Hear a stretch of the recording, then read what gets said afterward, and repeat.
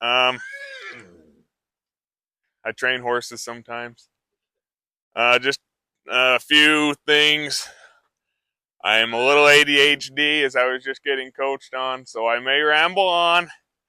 I may start talking about something and then go somewhere that I don't even really know where I'm going until I forgot where I started. Um, I say a lot of things that I can dive into, but for the sake of time, I probably won't. So if you have questions, just ask me and we can expand on that. I do have a paper in my pocket to keep me on track, so I hope you can forgive me for not having it all memorized. Let me hurry and check my paper. Just make sure I'm going about this right. Just give me a moment. I do have brain damage as well, so sometimes I say things that make sense, or sometimes I'm a little too honest. So kind of what I do, what's different about my approach is it all starts with the science of the horse's brain. I did not do the science research. I'm not the brain scientist. You might have gathered that, but it comes from a guy named Dr. Stephen Peters. He is a brain scientist, and he's gone through the horse's brain, and he's kind of identified how they work, how they're different from ours, how they're the same. And then we've taken that and we apply it to the horse. So it's not kind of the traditional horse training approach has been do this because it works, do this because it's done that. We don't really know why it works. We have our guesses, but we don't know why. So the way I do it is I start with the brain and everything stems from that. I don't just do things, I don't do it to punish the horse or teach the horse respect. I do it because this is what the brain's telling the horse. Here's what I need to do to satisfy that. So what I want to do first is I kind of just want to go around and have everybody tell me your name and then kind of what you think is the key to success with a horse. We'll start over here. My name's Hannah, and I think the key to success with a horse is building a relationship. Okay, that's a good one. What do you think it is? What's your name? Lily? Good to meet you. What do you need to do to have success with a horse? You don't know? Okay. How about you? Patience. Patience is a big one. Patience is Roger. I envy his patience because he's really patient with horses, and I'm patient, but my patience eventually gets to the point where I'm frustrated. That's a big one. Alyssa, and I think, compromise and understanding. That's a good one. And so a big part of what I do is understanding. Understanding why the horse is being a horse. I'm Emily. Building off what they said, I'd say Trust is a good one. I hear trust a lot. Um, we're going to expand on trust when I get through here. That's kind of one of the big ones I want to hit on. I know your name. I'm Chelsea. I would say I like relationship, but I'll say timing. Timing's good too. You got to have, and you'll see that with my releases in here. It's like you got to be sharp. If I'm trying to give the horse the release, they do the thing I want, and then there's kind of some jumbled communication, and 5 seconds later I give them a release.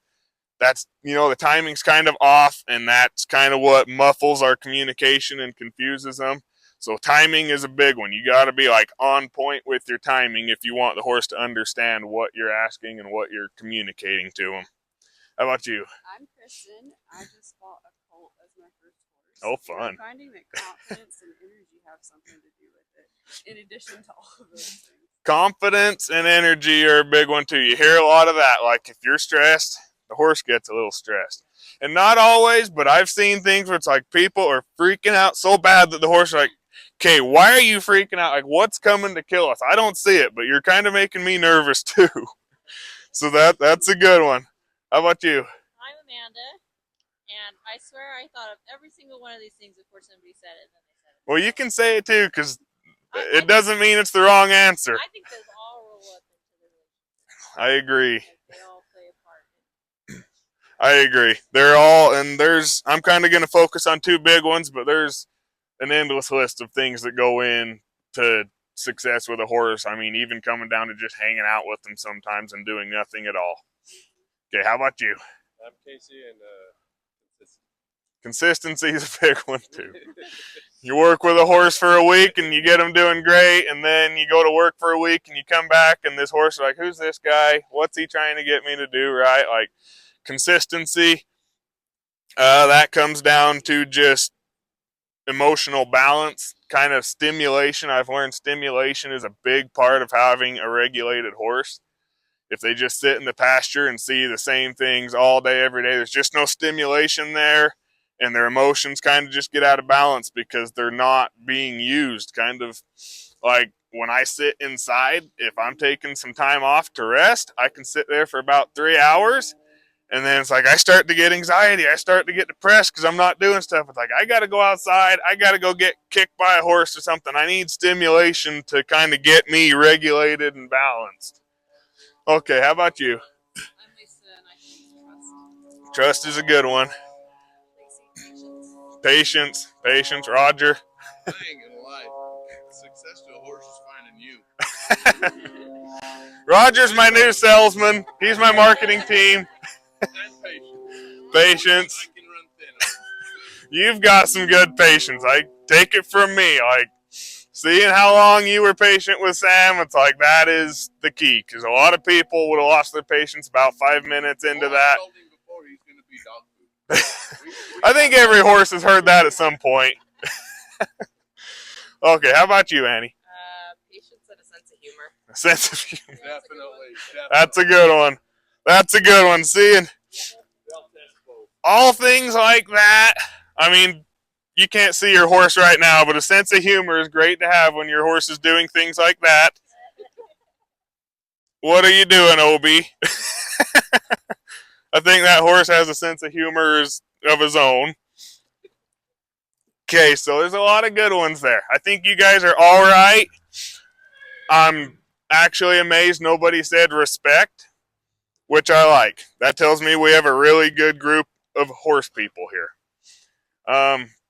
Trust. Technically speaking, horses do not have the brain to process trust. They don't trust us. Like, I can't say, Obi, we've been friends a long time, buddy. I'm telling you that trailer is not going to kill you. Like, go get in there. You can trust me. It's going to be okay. I do think they have their own version of trust that we perceive as trust. And that comes through our communication, our relationship, all those things. And I'm kind of going to demonstrate how we build that today. Another thing I want to talk about kind of goes into that trust, and it's confidence. And that's, I think, more the horse version of trust. They don't trust us as a person. They have confidence in our communication because it's never steered them wrong. There's another one on here I got to hurry and look for. I got this lined out, I promise. I was hoping somebody would say respect. I was ready for that, because how many times have you heard people out here running the horse's guts out demanding respect from that horse? Like, this horse has to respect me. I thought about it a lot. I think trust, the guy that taught me this, he liked to get people worked up by saying your horse can't trust you. And they can't, scientifically speaking, but I think there's a lot of smaller things that piece together, and they don't label it as trust, but it kind of builds something that resembles trust, but it's kind of a in-the-moment trust. Regulation. That's the other one. So my two big things with horses is clear communication and regulation. Annie saw this with Obi. I was working with him yesterday.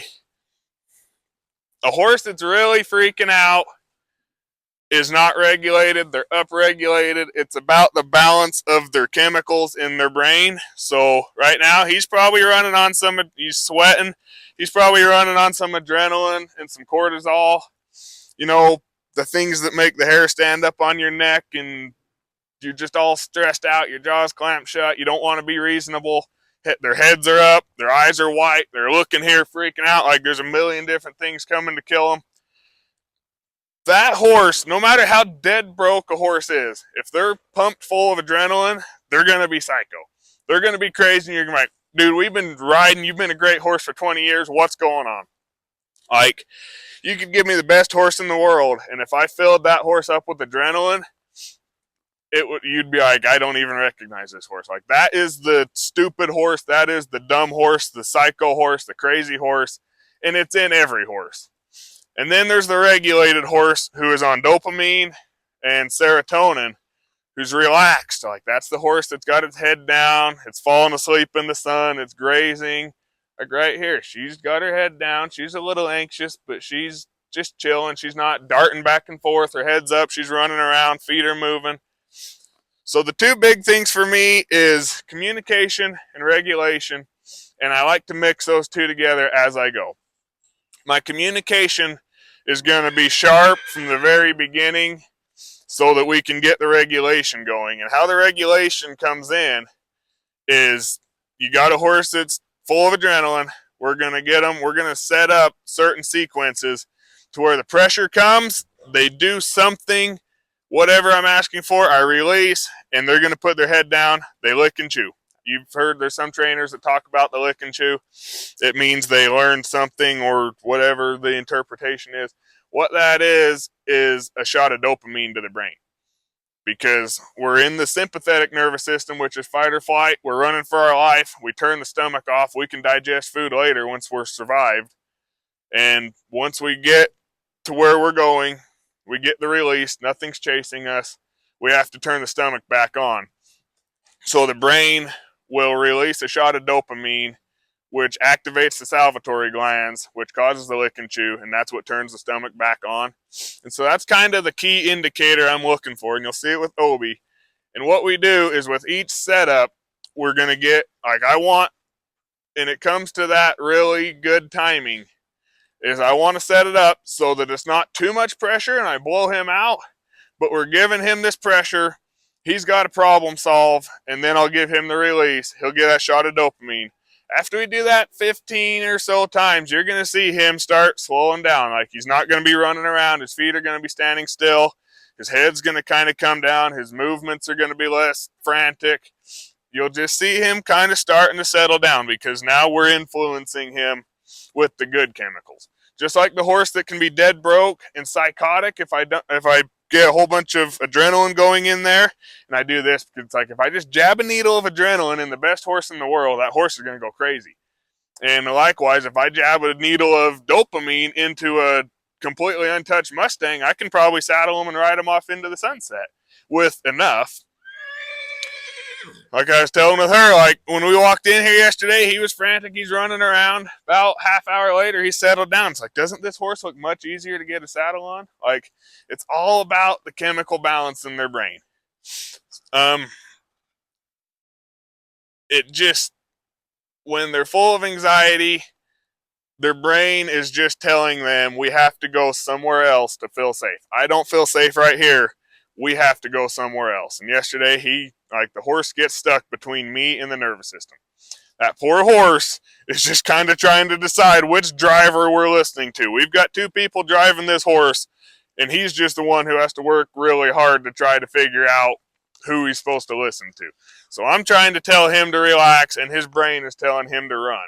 And so the way that I get that to be in my favor is I just got to start finding ways to get some dopamine going through his system. That'll slow him down, that'll settle him down, and then that's kind of where we get a more focused horse, and we can get to work. He's here with me, he's aware of me, and we can start learning because he's paying attention. Then after about 25, 30 licks and chews, he's going to start looking for that dopamine shot on his own. He's like, man, this feels good. I like this. Like, come do the thing. I know what comes on the other side. They start to build that confidence I'm talking about. That's where the trust, I need a word for it, but what we perceive as trust comes from is the horse starts to find confidence in that what I'm asking him to do, there is a shot of dopamine on the other side. So this is kind of what I've got for regulation. I call it, there's I am safe, which is the parasympathetic. I'm chilled out. I'm on dopamine and serotonin. And then there's dirt can kill you, which is the other side. That's the adrenaline. That's the cortisol. That's kind of where he's at right now. Because I've had horses like, we can go on trail rides, we're doing great, and then the next day we'll be riding along the side of the road, we're all worked up because of cars or something. There's a mound of dirt and we're walking and it's like, oh, what is that? It's like, it's a pile of dirt. It's not going to kill you. But in his brain, he is just so, like, he's just feeling unsafe and he's nervous and everything is out to kill him. Like, dirt can kill you. And that's kind of where they get in their brain. And so that's why we want to get them to the I am safe. That's why we want to get them to the regulation. We're regulating ourselves. We're in control of our emotions. Our emotions aren't controlling us. Communication, pressure and release are the words, and safety is the language. So horses, obviously I can speak things to them. I was working with a kid once, and I just told him, okay, get him to turn right, because his horse wouldn't turn right. And when he turns and does what you're asking for, like, drop the reins, tell him thank you, like, thank you. And I mean, like, release, thank you. And the kid's like, thank you, I appreciate it, like, thank you. But no, I mean, like, in horse terms, give him the release. That's the thank you. Like, I don't mean actually tell him thank you, because he doesn't really know what thank you means. They don't speak English. So pressure and release is how we communicate to these horses, which is what I'm going to do with him. I'm going to get him to come stand in front of this trailer. I'm going to give him the release. If he's anywhere out here, there's going to be pressure. And kind of yesterday, he got pretty worked up and he ran a lot of laps. And I was just standing here like he thought I was chasing him and he was going to die. But I was just standing here. He'd try all these different things trying to find the release on his own. But when he kind of tuned into what I was asking, which I was asking for him to stop with the shoulders on the panel, which is something he's probably never done before. When he finally tuned in, he had to kind of lick and chew. He had to get in a mindset where he could kind of pay attention to me. And once he stopped where I was asking, where I told him the release was, I gave him a great big release because he was able to read my communication and he was able to tune in. And it took me a long time to get to where I could do that, because if you're like, I was sitting here, he'd be here and I'd say, whoa, and he'd try to turn in and I have to come back on his hip and then back. Like, it was, you've got to be right on that. And it takes really precise communication, because body language is how horses communicate.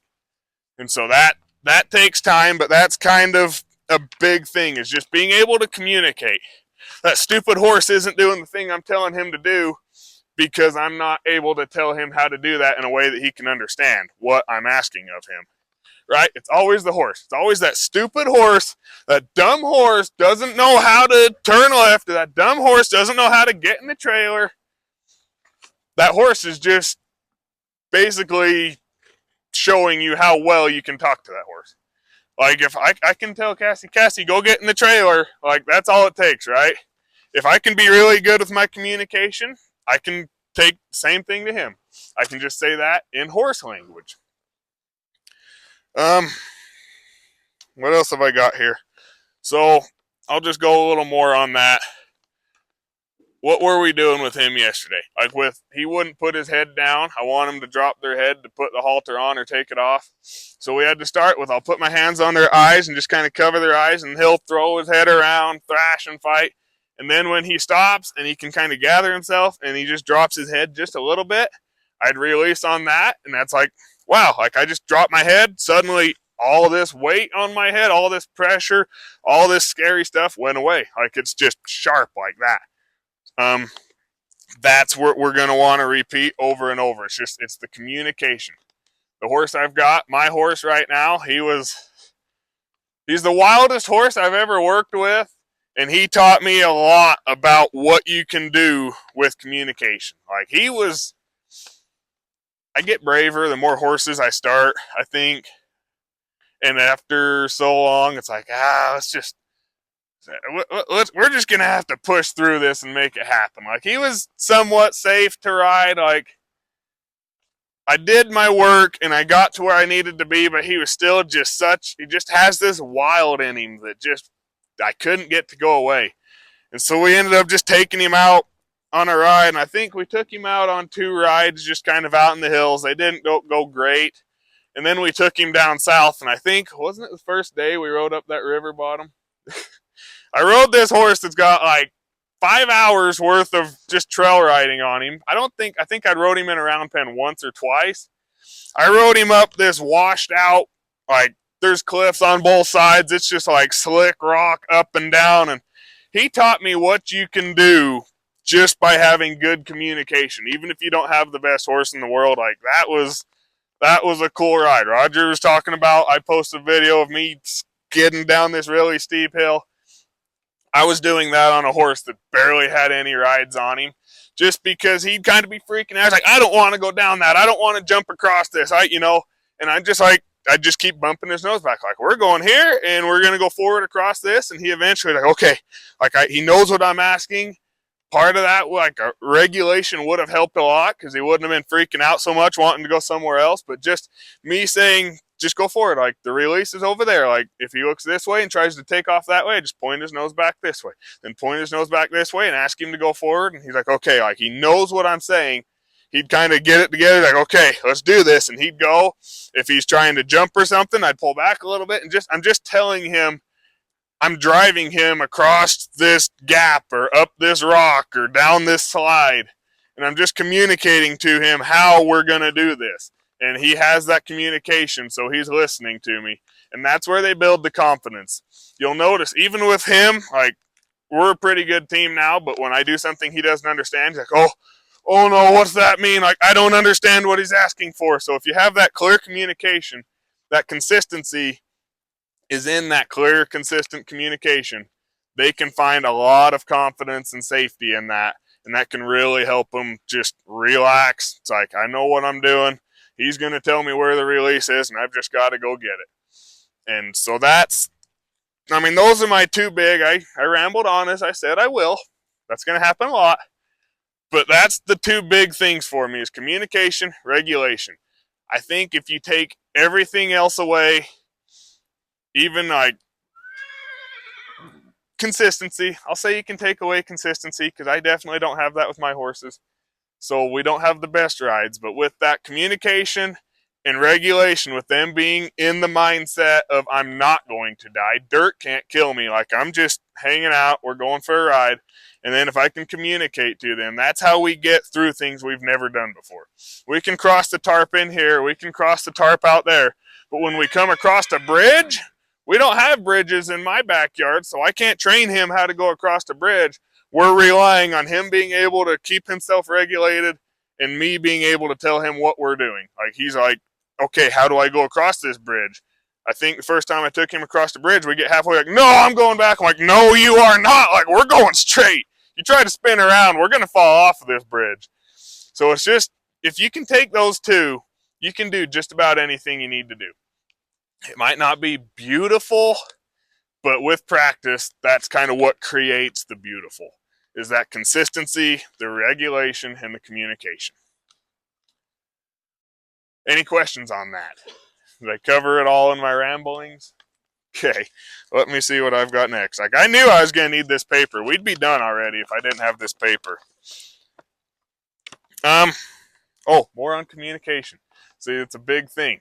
How we communicate. I see a lot of compromise, I'll call it, I think, where we can't get the horse to do the thing and we just give up, or we say, okay, yeah, you can do that. That's fine. Like, maybe. Now we'll demonstrate that in a minute. Basically, yesterday when I was just him moving around the round pen, a lot of people, when they're round penning the horse, when they want them to stop, they go, whoa, and the horse stops and turns in. There's your release. We do that 100 times. What starts happening? Any guesses? What happens after the horse gets the release by stopping and turning in 100 times? Right. They'll start, it's like, I'm ready for the release. Whether you're telling me to stop or not, I'm going to stop, turn in, I'm going to get my release. They cut you out of the equation. They're trying to find the release on their own. So what happened with him yesterday? He's turning in. I'm like, nope. He's turning out. I'm like, nope. He's trying to jump the panel. I'm like, it ain't over there either. which I like that. I was telling her that looks bad, right? Like he's trying to jump the panel. That looks bad. Some of the horses I've worked with, to me, that looks good because it's ugly. He's trying to jump the panel. Bad horse. But to me, he's engaged. He's trying to problem solve. He's not finding the release in the right place because he's not with me, and I'm telling him where it's at. But he is checking all these different doors. Like, is it in here? No. Is it over here? No. So eventually he's checked all these different things and found nothing but pressure because I'm communicating through that pressure. I'm like, no, it's not there. Like, the pressure's still here. But then once he stopped and did the thing, like, yes, it's right there. Just like I've been telling you it was for 20 minutes now. And then he finds the release there. So that's how I put myself. I want to constantly be between him and the release. If the horse can find the release on their own, you're just a passenger. There's no teamwork. There's no cooperation in that. You're just a passenger on a horse that's doing whatever a horse wants to do. I don't want to be on a horse that's just doing horse things because we all know what that looks like, especially when you turn them out in the pasture after they've been in their pen all night. I don't want to be on that horse that's doing horse things. When I get him in here, I'll kind of show you what I mean, I think. But it's just important that it's on our terms. If I say that the release is standing in that trailer, it's not there, it's not there, it's not way up there, like it is in one place, and there's gonna be pressure of some sort until he's able to find it in there. Like once he steps in that trailer, it just poof, it's gone. It doesn't even like slowly go away. It's like I'm gone. Pressure's gone. Like, wow, you found it. Good job. And so it's just keeping yourself, you are the release. And that's where that horse trust, I think, is what I'm just going to call it. What we perceive as trust is. Because after we do that 100 times, 500 times, the horse gets to the point where it's like, tell me where it's at. Like, I'm not even going to try to find it on my own. You tell me where the release is at, I'll go get it. Like, if you say the release is in the trailer, okay, I'm going to go get in the trailer. Like, it seems like trust because we tell them where it's at, they go get that release.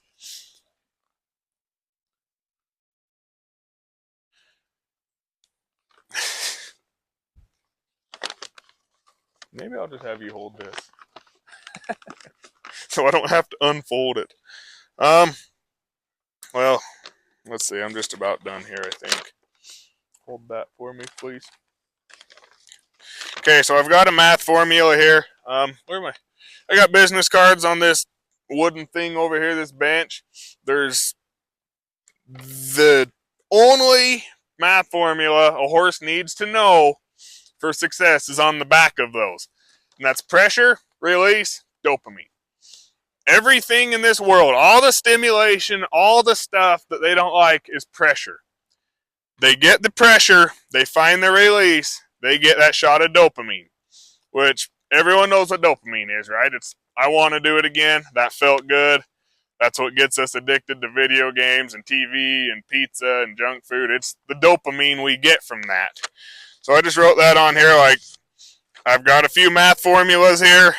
Crossing a tarp, there's going to be tarp here. Pressure's going to be me behind him. And there's going to be pressure in front of him, which is a tarp. I've got to be a little bit more pressure. Like, there's more pressure here than here, so we're going to go away from that pressure. Once he crosses the tarp, I go away. That's the dopamine. So pressure, he goes across, I release, dopamine. Saddling, we may get to saddling, we'll see how he does. But I may put a saddle on him, here comes the pressure, I put it on, and he's just chilling out. Or even I just let him touch it. Like, I'll just come say, like, here's the saddle, touch his shoulder.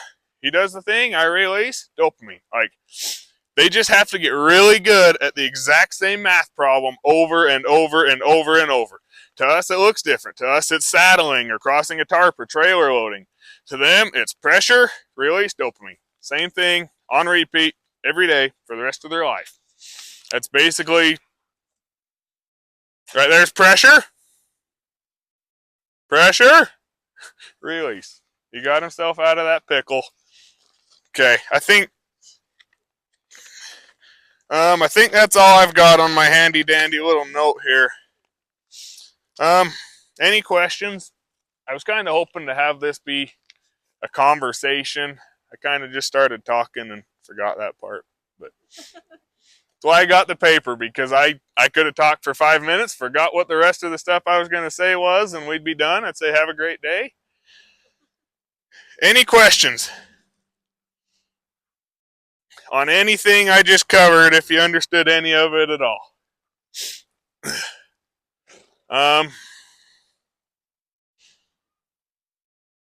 Trying to think. It's resonating for me. Is it?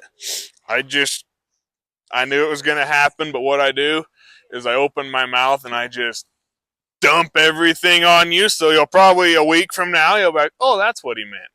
Like, I give you so much to process that it may take some time, but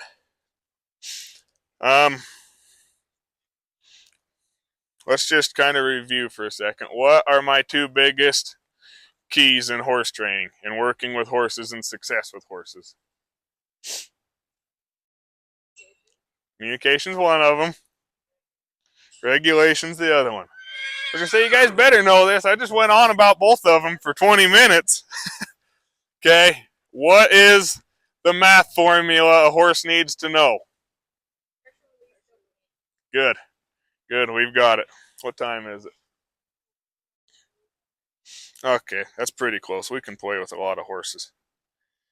You guys ready to watch me play with horses instead of listening to me talk? Because I can do that for a long time. You want to go grabbing?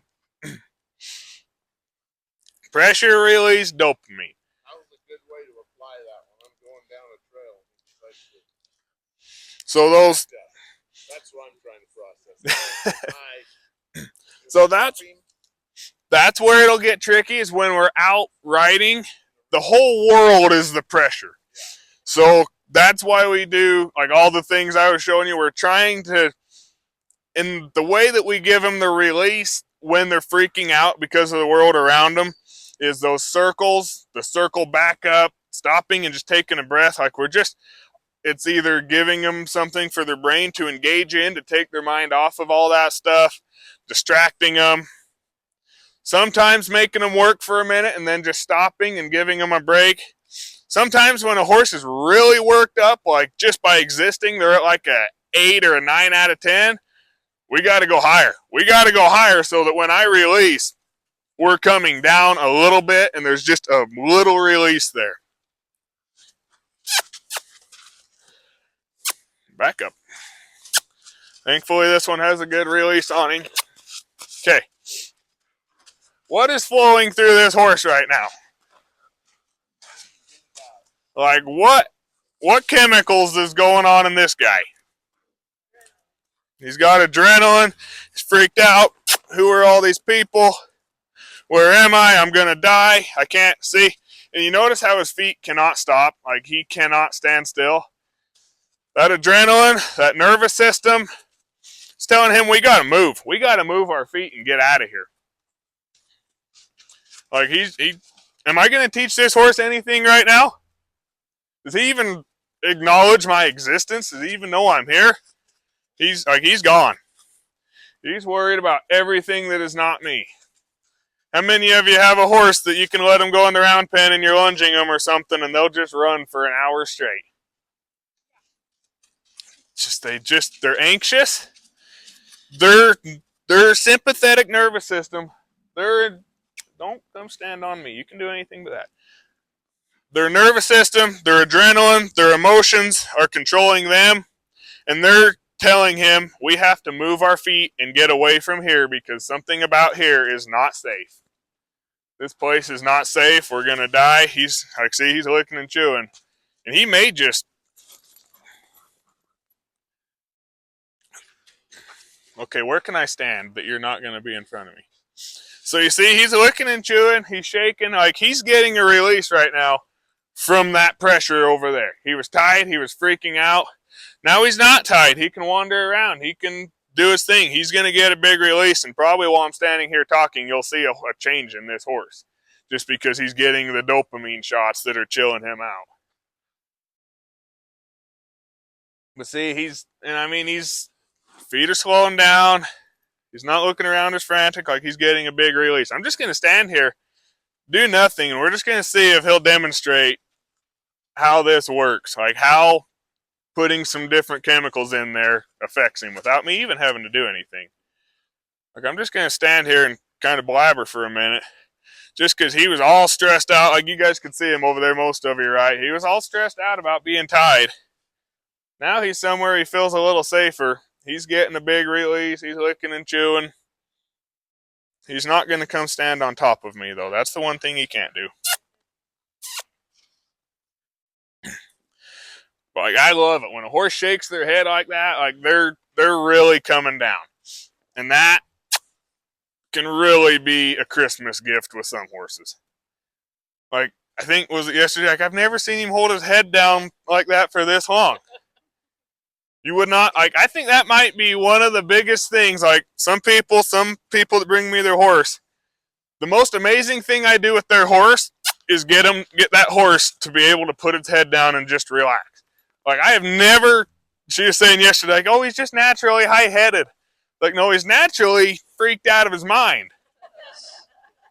Like, I guarantee he has a joint right here that will allow his head to reach the ground so he can eat.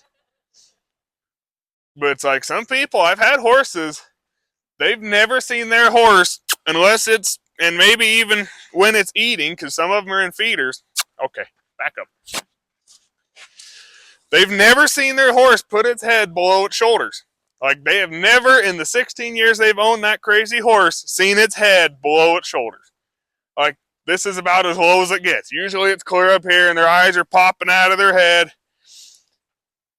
All you got to do is apply some dopamine. Get that horse to feel safe. Get their mind to slow down.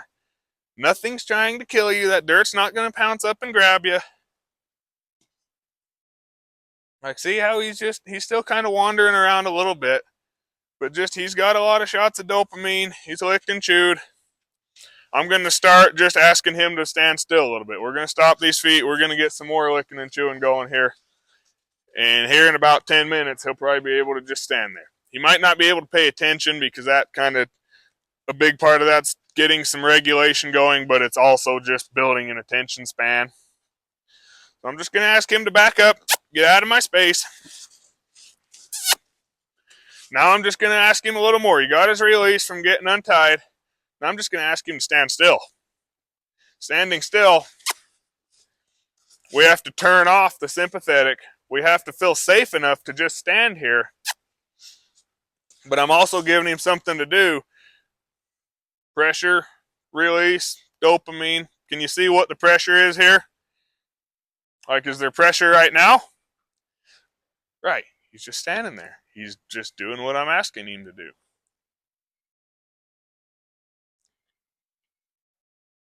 Like, he's almost chilling out now to the point he's like, wait, where'd all these people come from? Right there, he's like, nope, I don't feel safe. I gotta go. Keep going. Back up. Release. When he walks forward, he's going to walk right into pressure. When he backs up and gets back behind my boundary there, right there, he took a step forward, walked right into pressure. Right there, he took a step forward, walked right into pressure. And see how I'm consistent? And as soon as he walks forward, I'm hitting him. A lot of people, when I try to teach them how to do this with their horse is over here before they start backing it up. See, and he's careful. He's like seeing if he can creep across that. Because he's got away with it for several steps now. If I do this, he's not really going to understand what I'm asking or why there's pressure there. Because he's like, well, I got away with that for like 10 steps. Like, I can wander away, forget about that guy. And then it's kind of like a dog. If they eat your dinner and then you beat them for it 10 minutes later, like, why are you hitting me? It's like, I want to be on point with this. And as soon as he takes a step forward, I want that pressure to be waiting for him. Like, right in front of that front toe there is a wall of pressure. And then as soon as he takes 3 steps back, lick and chew, there was dopamine waiting for him back there. That's cool. And a release. So 1, 2, 3, just because. Oh, there's pressure right there.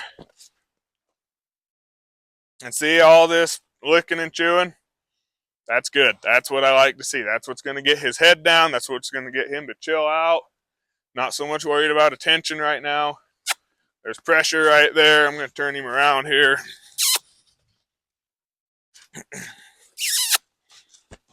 Back up. Back up. There's another thing I should talk about. You see how I started kind of, not quiet, but just wiggling in it, and he was kind of just taking it. He wasn't doing anything. That's like me saying, hey, back up. Back up. And he's like, what? I'm going to say, hey, back up. Do you hear me? Like, I'm talking louder. I'm turning up the pressure. That's just talking louder.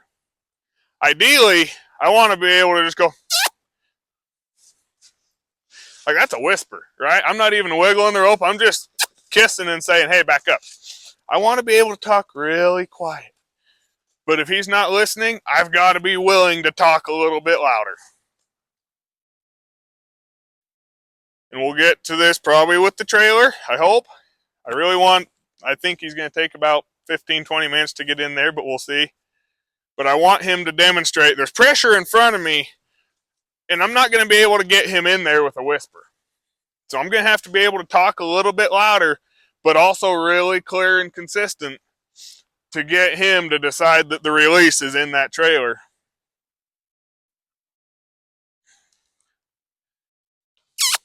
Walking right into the pressure there. How's that view, Roger? You like that horse butt?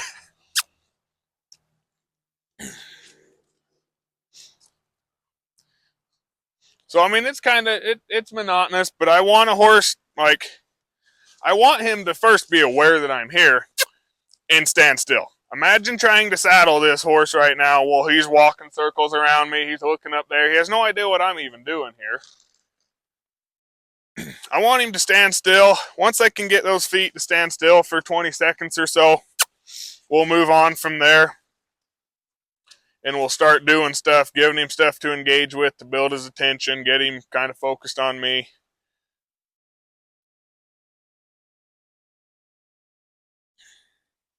See, right now he's not really licking and chewing. He's kind of going stiff. I'm just going to keep giving him stuff to do. And if I've done this for a few minutes and he's not licking and chewing, I'm just going to give him a little more pressure. I'm going to back him up maybe over to there. I'm just going to give him more pressure to kind of build this release a little more. This is going to be a bigger release than when I was backing him up 2 or 3 steps, because there's a lot more pressure here. I'm going to wait for him to kind of look at me and give him a release here.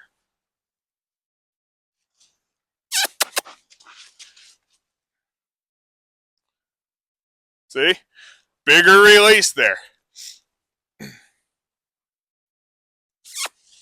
You may work with a horse that's like a really chill horse. They might not lick and chew at all because nothing's really stressing them out enough to trigger that release. Like, there's not really a release. We're kind of just riding the mellow. So if he's not licking and chewing, I'm going to give him more pressure so that when I release, there's kind of a bigger window there. It's like not right now. In fact, I'm going to turn this up a little bit too. Like, frantically. Okay. Now watch. He didn't even wait for me to release before he started licking and chewing. Yes, you're famous.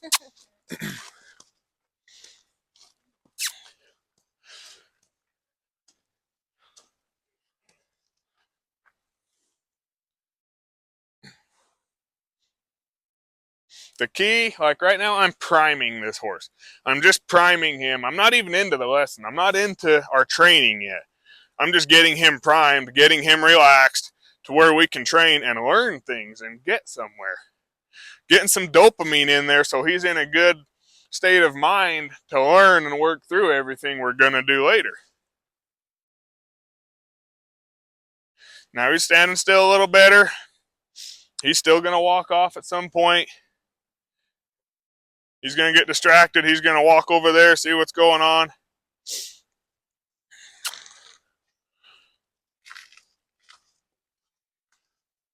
That was pretty good. Maybe now every time he looks away, I'll start backing him up. Now the release is moved. The pressure's kind of moving. He's going to look away. There's pressure over there. Going to kind of narrow this down to where there's pressure everywhere, but standing still and paying attention to me. Like right there, there's pressure. Oh, he came back. Oh, right there, there's some more pressure. Right there, there's some more pressure. Don't worry about the trailer. Worry about me. I need your attention. See, and so every time he looks away, he's going to get pressure. This might take him a minute to figure out. The key here is just being sharp, not letting him look away for 5 seconds and then backing him up. And then as soon as he comes back to me, I'm releasing. He looks away, I'm backing up. Like, it's a lot of work, right? But I'm establishing the communication here.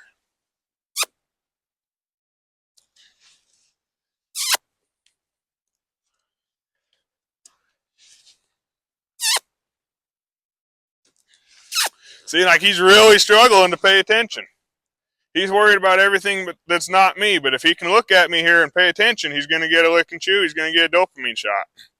Right there, he's looking for it. It's not there. When they put their head down, when they shake, when they take a deep breath, usually there's a dopamine shot coming shortly after. And when he starts putting his head down like that, I like it because that means he's trying to find it on his own. It's not really surprising him. It's kind of, he's seeking it out. He's taking those deep breaths. He is regulating himself. He's doing the things our therapists tell us to do when we can't seem to figure out. Just getting a little stuck there.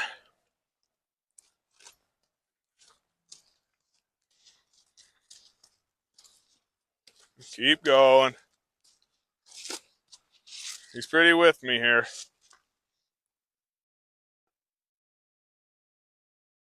See, it's taking him longer before he looks away. He looks away, there's pressure. Like, you can see in his eyes, he's trying to pay attention, but he's like me and he forgets what he's doing pretty quick. So there, we'll see if he can get that. See, there we go. Right where I told him it was. I told him it was standing still, paying attention. He was looking over there, trying to walk away. It wasn't there. He just found constant pressure in all those places. But now paying attention, standing still, if he can do that for long enough, he gets that dopamine shot.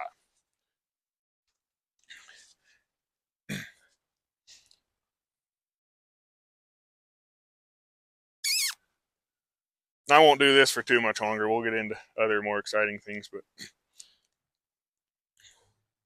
you know, he's not paying attention right now, but he's looking at the ground. He's kind of grounding himself. That's why I let him do that, because that's putting your head down is a parasympathetic thing to do. A horse that's scared for their life isn't going to do that, because then the lion's going to pounce right on top of him. Don't you dare load yourself in that trailer. Don't you even think about it. He started walking towards it. We'll get the saddle out if you do that. How about that?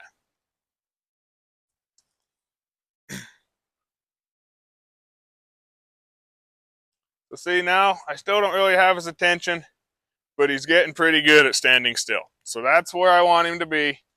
And then I'll usually work on their attention as I go through whatever I'm doing. As long as the feet can stand still, I'm going to be enforcing that through the whole 2 hours or whatever I'm doing with them.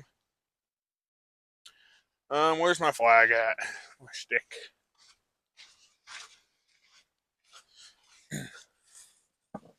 Just for you.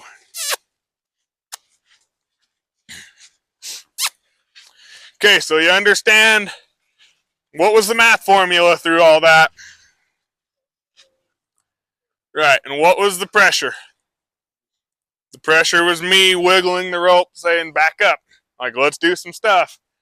That's pressure because he probably doesn't love me wiggling the rope and being all up in his business and annoying him. And where did he find the release?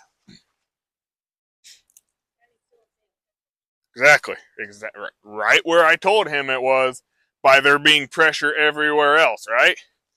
Like, he was looking, he was trying to walk away, he was trying to find it on his own somewhere, but all he found was pressure. I'm literally gaslighting this horse. I'm just like, no, it's not over there.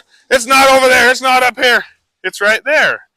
I'm basically controlling everything around him, controlling the pressure to where I can release it where I want it to be to make this horse do things this horse normally wouldn't do. And I'm using his own chemicals against him to do that. Like, it sounds bad, right? He's having a good time, I promise. So I'll just, like, say, first thing I'm going to do is I'm just going to go through and check for sparky places. Same thing. Through this whole thing, I don't want him walking forward unless I invite him to do it. So he's not paying attention. So at this point, once I've got those feet standing still, when they look away and I lose their attention, I'm going to give him stuff to do. I'm going to come in, touch him, give him something to focus on. He's kind of freaked out. There's pressure, right? You see the white in his eyes, his head's up. He's kind of scared right now. He's in that sympathetic.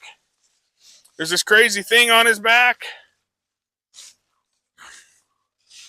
But he didn't freak out. He didn't run away. That's kind of what I'm looking for. There's his release. There's his dopamine. I lost his attention again. Come in, do it again. And if I just keep him engaged, he's going to get pretty good at paying attention, because every time he doesn't, I come in here and I harass him. I come in, make some noise. I do this with a lot of horses before I do much else, just to make sure that I'm not going to touch his shoulder and he goes 10 feet in the air or something. I kind of like to use my flag to make sure I'm not going to die. If he's going to kill something, I'd rather it be my stick than me. And a lot of horses, because they're used to just following you, when I come out, they'll want to come with me. It's like, no, there's a boundary there now. You cannot come stand on top of me. You can't come run me over, whatever you're doing. Like, if he takes a step forward, pretty much for the rest of his relationship with me at least, there's a boundary right there. Okay? The rest of his relationship with you, you should have a boundary right there. And it helps, because if suddenly a bomb goes off right behind him, he's going to go around me, because that boundary is somewhere in his brain. He'll probably come forward, but he's not going to run right over the top of me. It kind of slows down their brain just for a second. Like, should we go there? No, there's pressure there. Let's go somewhere else. So it can keep them from, it can really, if you do this long enough, consistently, like, I can build a boundary with a horse, and I've done this so many times. I'll have a horse that will not cross that boundary. I send them home. I try to teach their owner all the things they need to know. A week later, I go over there, and that horse is standing on top of the owner, because they only do it sometimes. The horse gets away with it half the time. The other half the time, they don't. And so it's not really a boundary. It's like, it's a really soft boundary, because it's only there sometimes. There's no consistency to it, which is where consistency is really important with them. So I'm going to just come in, check a few more spots here. He was a little touchy with this yesterday, but I'll bet he's fine with it today. Good. And I'm checking all the spots. All the tickly spots, all the spots that I may accidentally touch one day. Oh, I know a spot that he don't like. I know a spot that he don't like. So this is a big deal. Like, this might take a minute. I'm just going to look for him to do, close, just to quit making a big deal out of it. Right there. There's your release. Hey, buddy, over here. See, and even though he's not really paying attention, he's getting that lick and chew. He's getting some dopamine in there. I'm just going to keep being annoying when he looks away. And when we start this process, it's quite, it takes a lot of work to get that attention span built in. So I don't expect I'll have his attention by the end of the day, but after a week or two of doing this, he'll be pretty zoned in. I'm just going to keep being really annoying when he looks away. He walked forward. Guess what? There's a boundary right there. I told you there's a dopamine shot back there.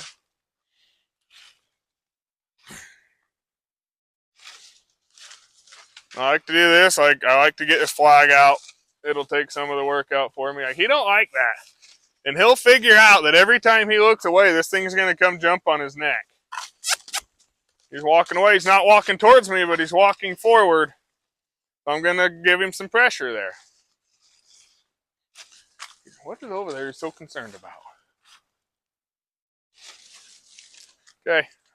So see, right now I'm kind of undoing this touchiness with his ears while also working on his attention. Like, you don't like that, do you? There's a really good way to make it stop.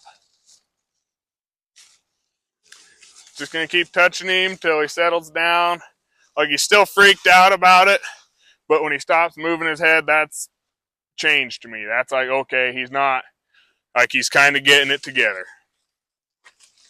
And that will take, and we'll just turn it until eventually I want him to be able to soften his eyes and lower his head a little bit. Like, he really don't like that.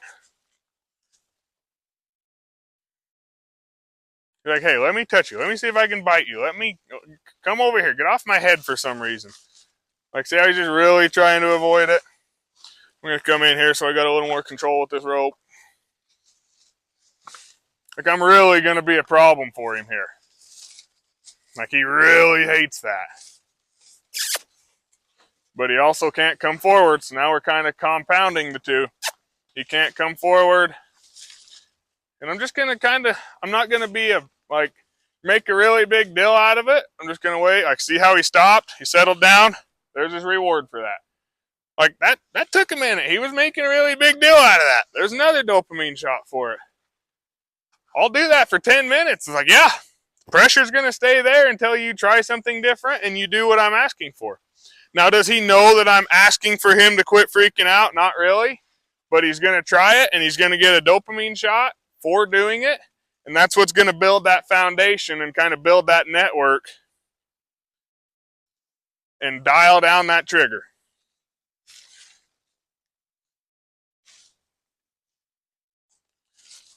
So he came forward. I'm backing him up. That's a big no-no.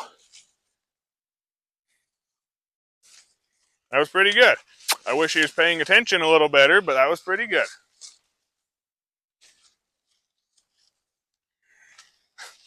Like, I like that he's putting his head down to get away from it, because that's like, will you please get off of me? Instead of like, get off me, I hate it, get away from me. It's just, will you please fall off of my head? I don't like it up there. So that was pretty good. So I want to hold his attention here, see if he'll lick and chew. If not, then I'm going to come stick it on his head again. If he don't lick and chew, I'll back him up a few steps. Sometimes that'll help break him loose.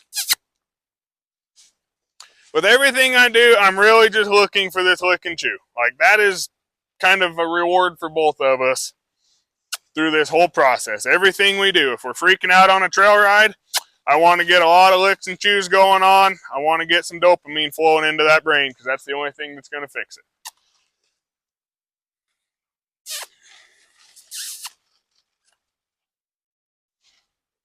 He's really struggling today. See how he's really locked up? Like, he's not putting his head down. He's not taking deep breaths. He's not seeking that relief on his own. He's kind of just up here, like when you're pissed off and it's like, I can't just settle down. I'm pissed off. Like, you've got those emotions, those chemicals influencing you. You can't just flip a switch and be like, okay, I'm good. Like, it takes some work to kind of come down out of that mindset. We got to change those chemicals. There it is. So you notice how he's sidestepping away from that trailer instead of trying to walk forward? He's starting to get the idea. Yes, go away from it. Do not go load yourself into that. I think he's looking at you. He's like, are you ever, like, is this guy going to be here every day now, or is this a new thing? Because I don't see anything over there that's distracting. He just keeps looking at you. There's another one. I'm going to see if he can get a good release here, because that was quite, or I'll just keep harassing him. I'm trying not to stick on the same thing for too long, but I do want to kind of get some changes going on here. See, that's much better. His head's still up. He's still freaked out about it, but he's not thrashing around, going to knock my teeth out over it. He's up. I like to back them up when they're stuck. When it doesn't look like they're trying to come down, I like to back them up, because that'll usually help. It's like it kind of resets the flight instinct, because you're not escaping anything backwards. Like, you can't run backwards, so it's like it's kind of kicks it out of drive and puts it in reverse, which seems to help them come down, moving their feet a little bit. I've had horses that's like, all right, if you're going to have a meltdown, we're going to do it backwards. In fact, your horse is one of them. We walked backwards all the way back to the truck on one of our trail rides because he wanted to go run for his life forward. It's like, if you want to run, we can run, but we're going to do it backwards, which takes a lot. You got to be paying attention as a horse. Like, I can at least see my feet and kind of look where I'm going. A horse has got this round body, and they can't really see their back feet, so it takes a lot of focus. They got to really engage to go backwards. So it takes their mind off of whatever we're freaking out about, whatever the big deal is. It just gives them stuff to do. We may do that for a quarter mile, and then we'll just stop and just stand still, catch our breath, chill out, and then they can get a really big release, and that can be the turning point in your ride because they get a big release. They're really stressed out for a really long time.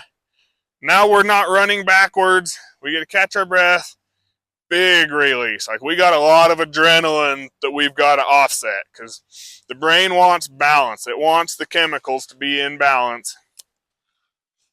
Like, we can't just have a whole bunch of adrenaline for the whole week over one thing that happened Monday.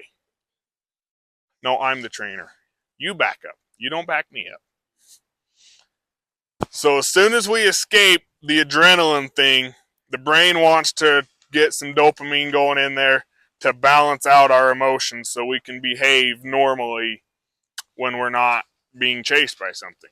It's also kind of a way of calibrating the brain, like, good, you ran away from the scary thing. Release. Do that again next time. You'll get another big reward. It's kind of how we calibrate to stay alive. Kind of like me, I am terrified of lightning. I've ran back to the truck many times when the storm rolls in. When I get to the truck, my brain says, good, have a great big dopamine release. You're alive. You're safe. Do that again every time.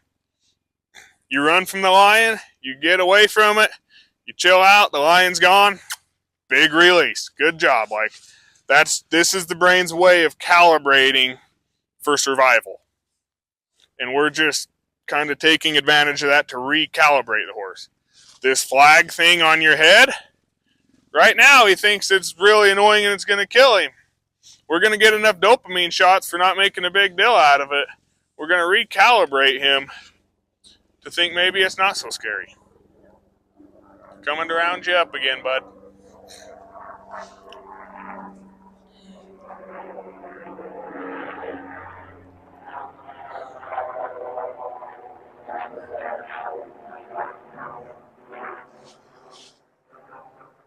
Good.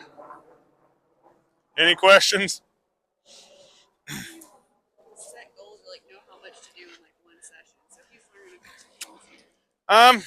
It depends. It depends on a lot of things. Like yesterday, we went through a lot with him just because, he'd do some stuff, but after 5 or 10 minutes, we could get it.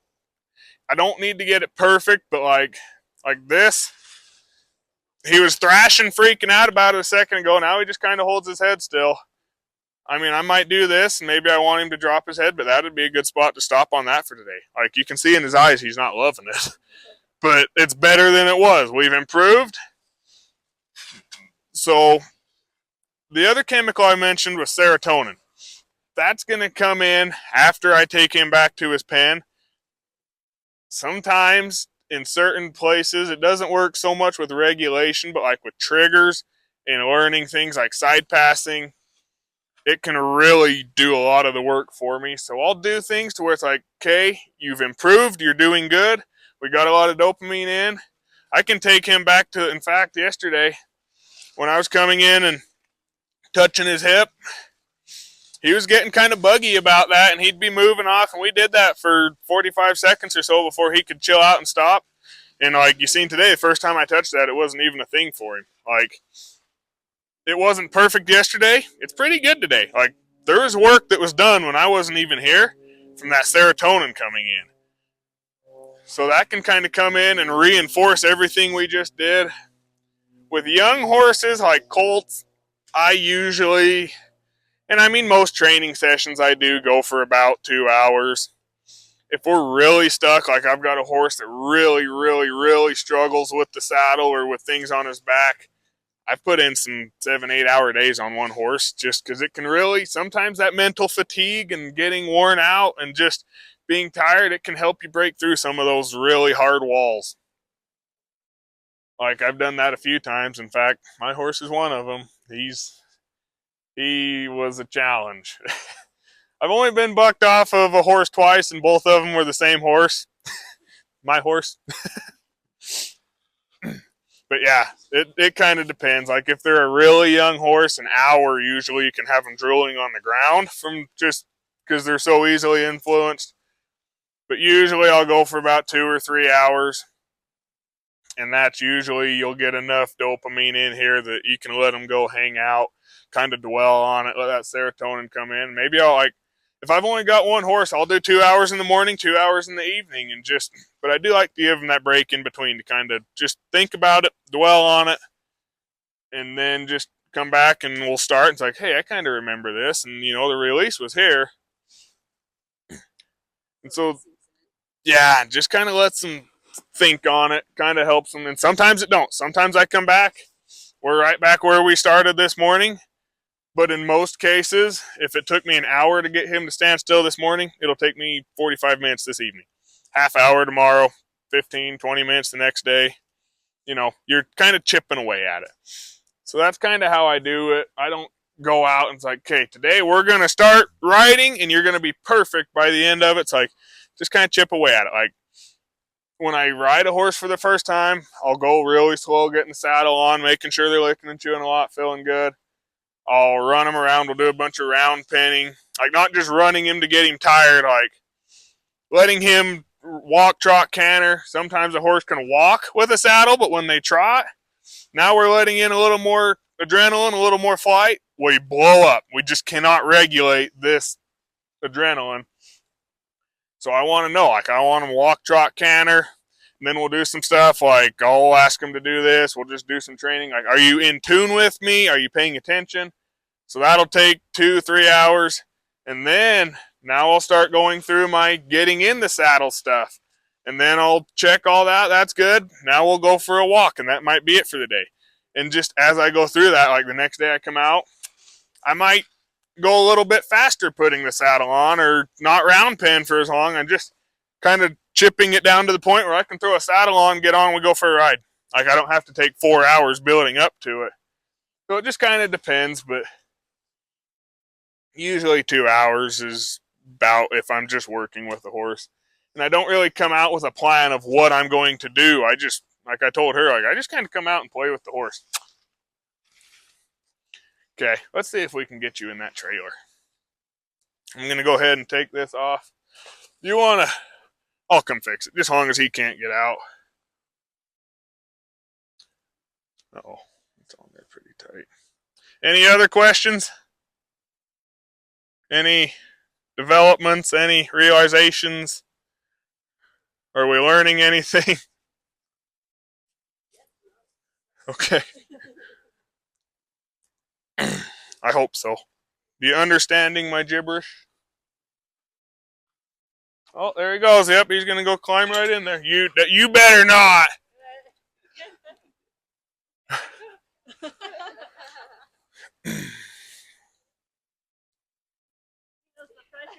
Go on. You heard all that talk about the releases in the trailer. That's where he came in, huh? He's like, okay, I'm going back out that gate. We may have to get a different horse. Let me adjust this a little bit. Yeah, he's been looking for her to save him this whole time.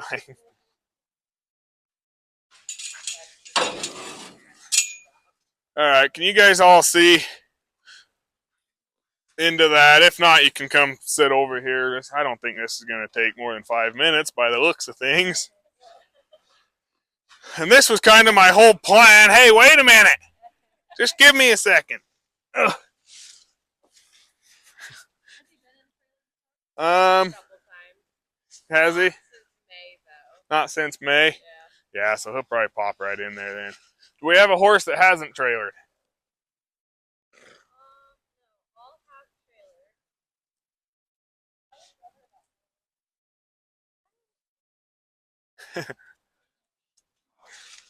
So I'm going to have him put himself in that trailer without having to force him or push him or pull him, or like, I'm just going to communicate to him to put himself in that trailer. I was hoping it'd be a little harder than I think it's going to be, but he's been in there a couple times, so he is familiar with it. My horse, the one I keep talking about, before I could ever even touch him, I taught him how to trailer load in case I had to take him back.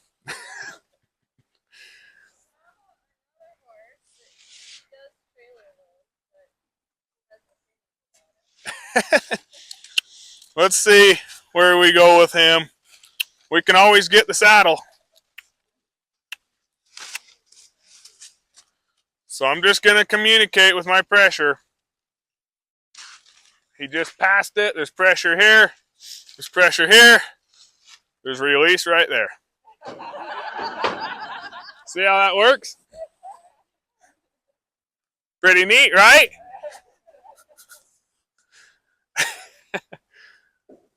Okay, he's kind of scared. He got his hay. He's going back. There's pressure over here, bud. Pressure over here too, bud.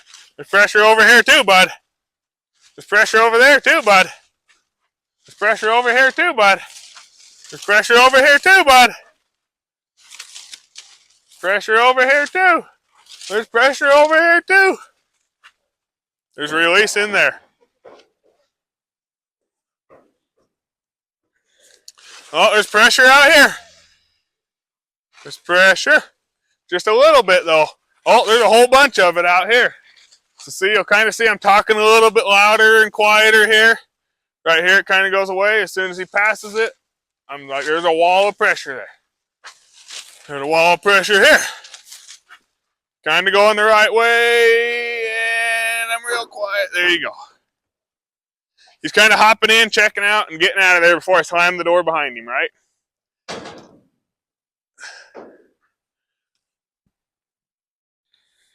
And I'll let him stand there for 5 minutes, look and chew, chill out. Usually they're a little more stressed out before they get in there, but pressure.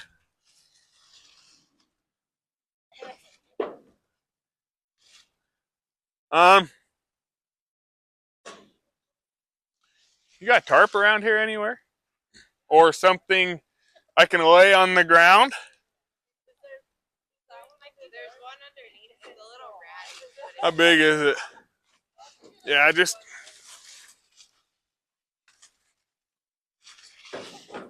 See, like, he knows where it is, right? If I do this 10 more times, I'm not even going to have to... He's going to load himself. Okay?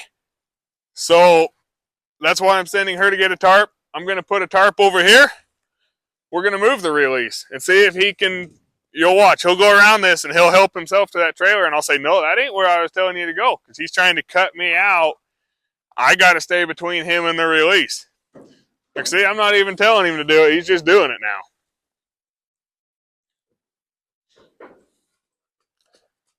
Like, I'll bet I'll just stand here. I'll bet he puts himself right back in there.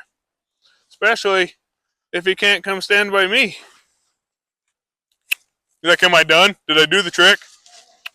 A little too well. Go on. Oh, maybe not. Maybe he needs a little more practice. There. He knows where it's at. You missed it. It's okay. It only took about 20 seconds. He kind of helped himself in there. Okay, how about this?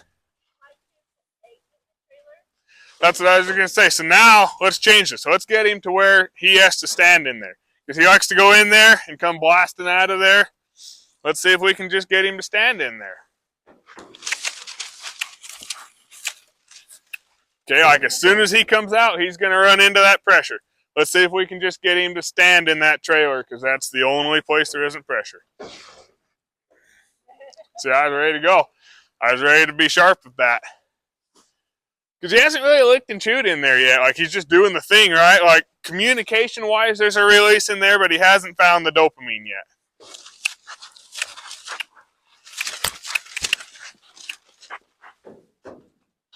See how I go quiet? It's like I'm... I wasn't saying nothing. What?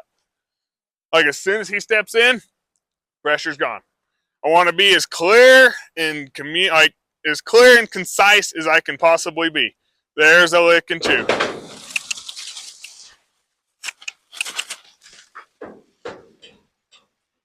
And I'm done. As soon as he pops out, pressure again. Like if I let him run over to here and then I start talking, you see where there's that communication buffer there?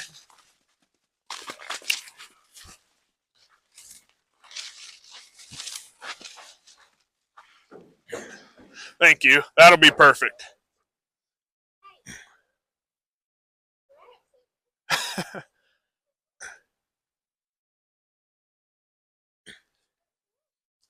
So I'm going to come a little bit closer here. Just so that that's a little bit more in his face. Back in there. See, now he's starting to lick and chew a little bit. I'm sure I'm going to come slam the door shut and we're going to take you to the vet. That really didn't demonstrate my point. I mean, it got the communication across. But usually we have to start like right here, one step at a time. Like lick and chew and get a little bit more safe, down regulated. Pressure's back here, you find the release up there, and then they'll get about to the front of the trailer there. And maybe they'll stick a leg in, and I release, and then they drag it out, and as soon as it hits the ground, pressure again.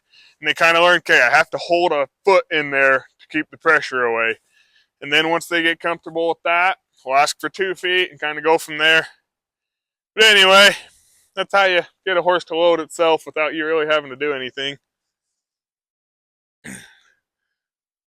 Now I just want to see if he'll stand in there, kind of get the bit, because he's pretty worked up, right? He was pretty freaked out, pretty running for his life.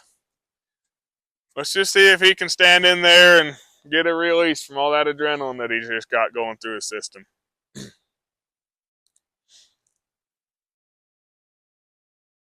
BLM all over again, huh, bud?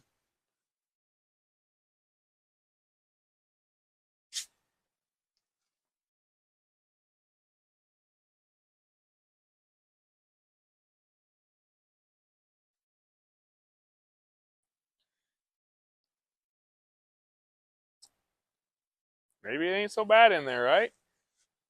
Licking and chewing a little bit. He's still like, if that trailer started shaking right now, he'd still blast out of there, but he's just kind of sitting there like, wait a minute. All that crazy pressure went away. Nothing's chasing me in here. It's like a lot of people, when they got to get a horse in a trailer, they'll get it in there once and they slam the door behind it. Whereas if we can get dopamine in that trailer, and that's what, like, look, he's going to go ahead and invite himself in there a little farther, see if there's more in there. If we can get him, like, yeah, it feels good in there. He can go in and out 10 times. I mean, I went and helped a lady with a horse a few months ago that she had to get shipped to Canada. It'd never been handled. I went up one day, got it to where you could get a halter on it, get it handled, and then I did this with it. I mean, in 20 minutes, that horse was so good at going in and out of the trailer that lady I mean, she could walk, but she had some kind of broken back. I don't know if it was fractured or what, but she could walk out there and just like wave her hand or something. That horse would go put itself in the trailer and she could close the door and send it off to Canada. Whereas if I'm forcing and yanking and pushing that horse into the trailer, it's going to get harder every single time. I went to a backcountry horsemanship ride where this girl, I know her. Oh, we're going back in. She couldn't get her horse to load. I mean, it was an all right horse. But she had 3 guys over there trying to basically pick up the horse and put it in the trailer. They're like trying to lift its feet up and I'm like, what are you doing? And they'd been at it for 45 minutes. Like, just get a rope behind its hocks and pull it in and get in and we'll get a truck and push. And I came over and I kind of got a little irritated. I'm like, you guys just go, like, I'll deal with it. You guys go find somewhere else to be. You're making this drama. 3 minutes later, the horse was in the trailer. There is a simple way of doing things without burning too many calories.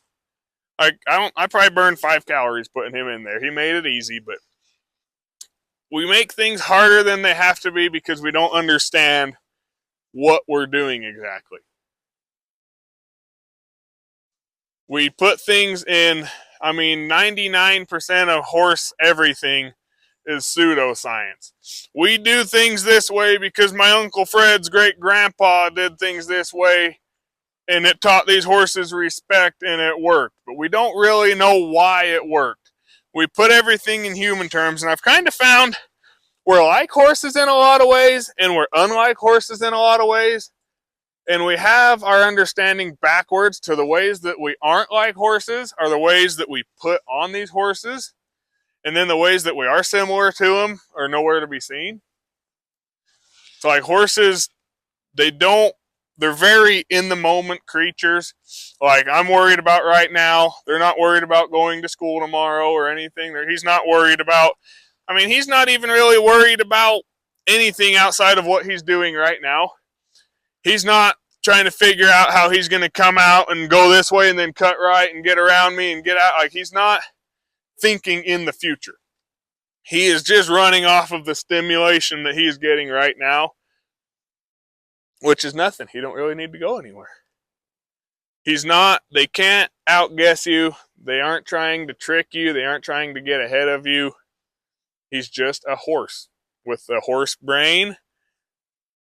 They're all pretty much the same horse brain, unless they're Arabian, which I'm starting to think are a little beyond science.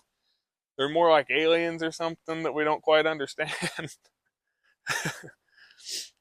But they're very simple creatures. Like, they're not near as complex as we like to think they are. Like, they're not stupid.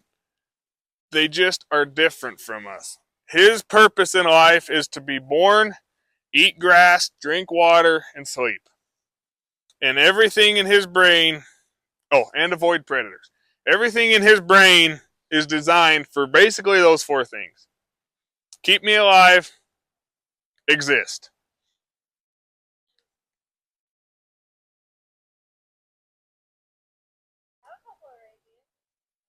I charge double. Okay, where's that tarp? We're going to switch things up on him now. So he's pretty confident he can go in there and get away from the pressure, right? The release is in there. He don't need me to tell him that it's in there at this point. We're going to change that. Oh, this is perfect. We're going to change that to where he needs me to tell him where the release is again. Ooh, put a little sand on that. Because now the release is going to be on this tarp. Just because I said so. Ooh.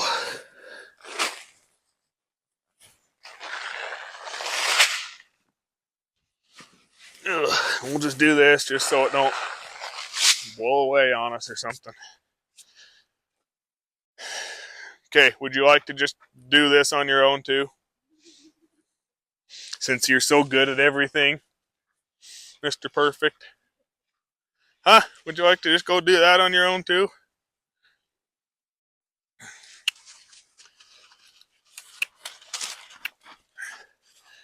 Weird. There's pressure there now. You see how he's going in and then the pressure was still coming, so we cut back out of there? Ooh.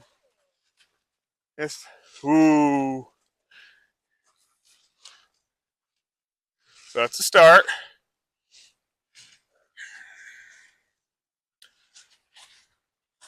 Now I want to get him to stand on that tarp, not just go running over it, but so I'm talking a little quieter because there's not a wall to stop him once he's in there. It's not in there! It's not in there! It's not in there! Get out of there! Get out of there!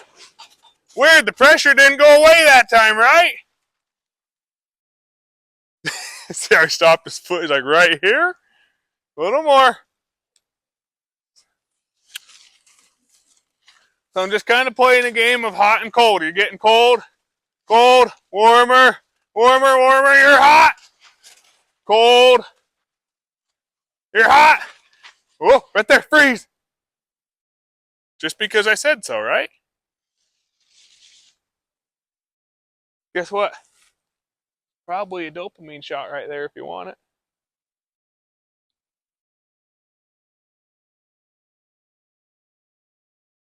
Kind of taking in the moment, like, and suddenly it went quiet. That's suspicious. See, but right now he's not really thinking about how I was just chasing him with a flag a second ago. He's thinking about it's really quiet here. Like he's very right now.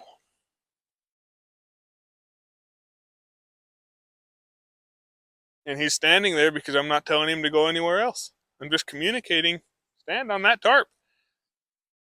So you see how there's pressure everywhere but where I want him to be, and it's not just like consistent, like 10 out of 10 chaos and pressure. Like if he's heading that way, there's a little less pressure.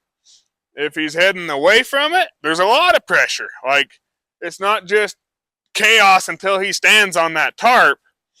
It's like, in fact, I'll chase him off of here now. There's pressure. Go away. So like right here, I'm gonna say, whoa, definitely the wrong way. And right here, yeah, you're going the right way. Like I'm just gonna give him a little bit. And right there, it's like, whoa, there's pressure over here. I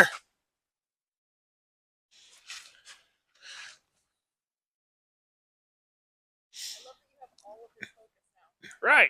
Like he's with me, right? Because he's been getting a lot of dopamine when he listens to this guy right here. That horse over there wasn't giving him a lot of input, and you know, those cars weren't really telling him where to go, but every time he does what I'm asking him to do, this weird thing happens and it feels really good.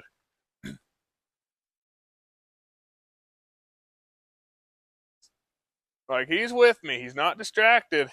He's with me, and it's because I'm giving him stuff to do. I'm keeping him busy. Like if I stand here for 1 minute, I guarantee he's off that tarp and looking at those horses again. But if I can keep him engaged, keep him kind of with this stimulation, get this dopamine going, like he's looking at me like, okay, what's next? Like I want another shot of dopamine. This stuff feels good. Like what do you want me to do next? You want me to go get in the trailer? Sure. The release wasn't there a second ago, but it's not on the tarp anymore. Guess what? It's in that trailer again. Just because I said so. Just because I said so. Like see, he's really reading me now. Like he's looking at me. What now? Like he's with me. You see how in like this hour, however long we've been at this, I've built cooperation and teamwork with him. Like we're a team now. I'm not just a passenger. Like he is with me. He's looking to me to tell him where this release is. This is the form of horse brain that we would probably call trust. Like he did that just because I told him to do that. He trusts that there's a release in there because in his brain, statistically speaking, there's been a release everywhere I've told him there was.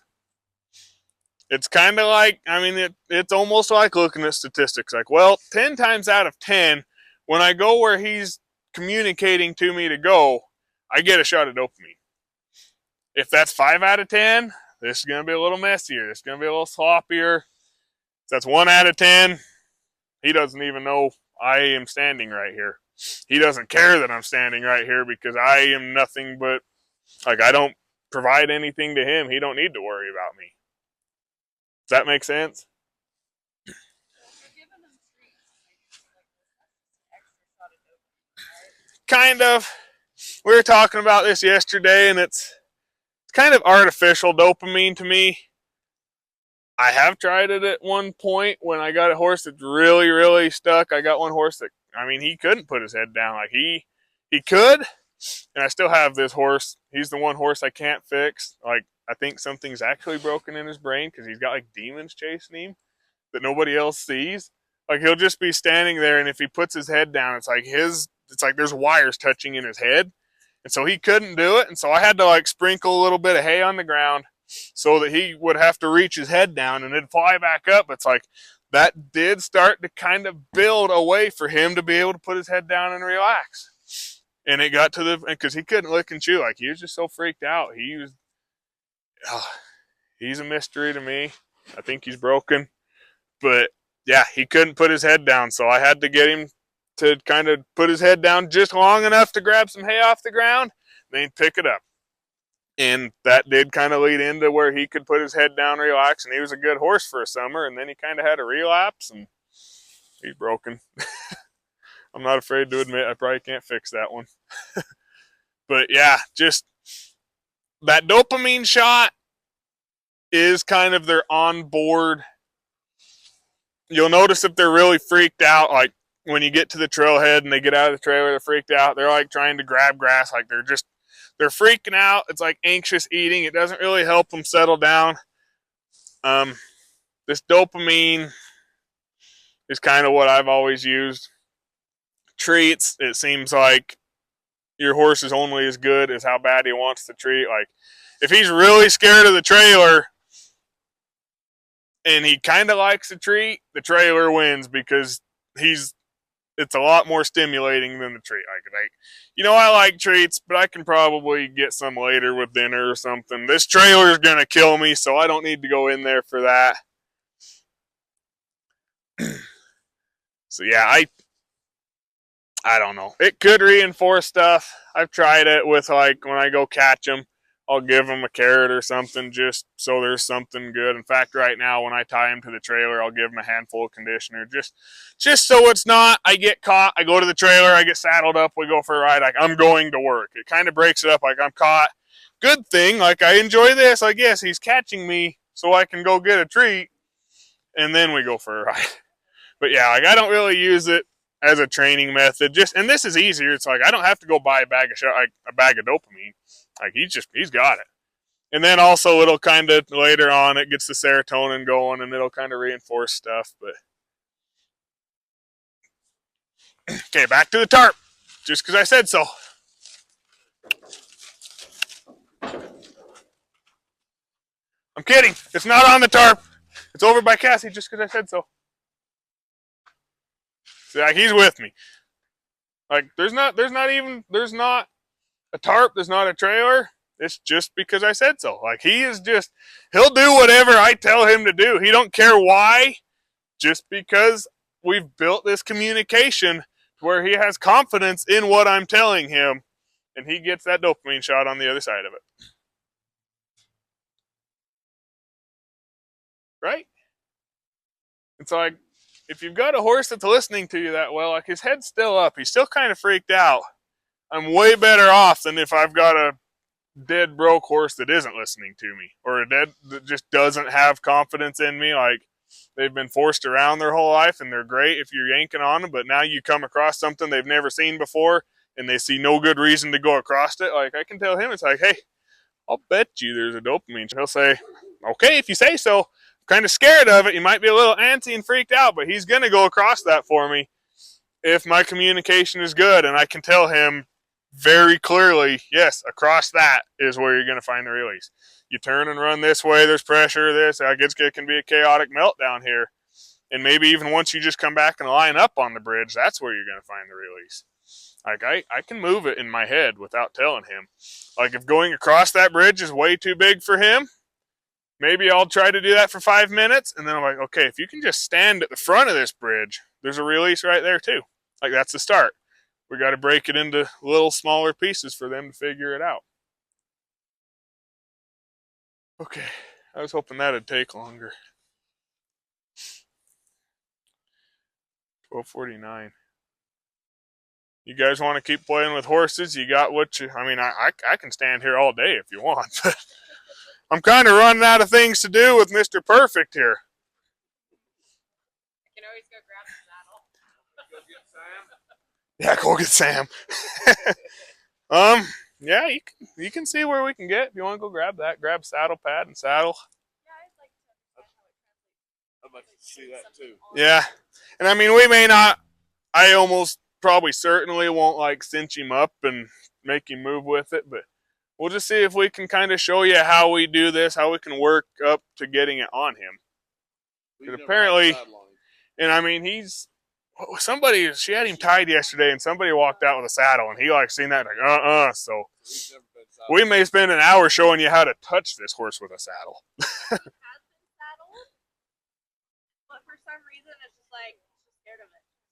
fine with that. Other days he's terrified. It's a thing on your back, yeah, and he's still pretty freaked out. I'd like him to be. Where's that halter? Let's see if we can get him dialed down while we wait.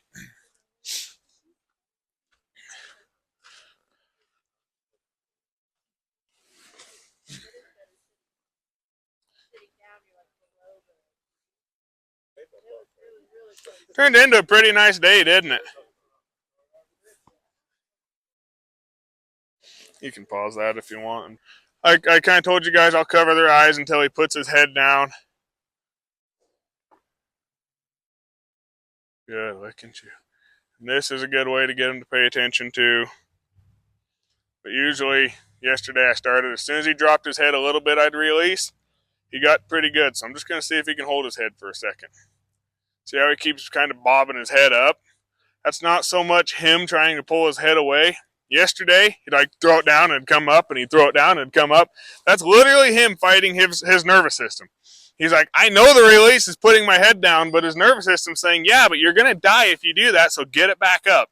And if you do that, they'll literally sit there and do this because they're trying to force their head down, but they can't get it down, and they're fighting demons. There's that saddle. Oh, wow. Good, because we're going to need one. See, like, okay, he's pretty triggered about that. Like, he's really worked up about that. Just by it being in his world. Good, settle down.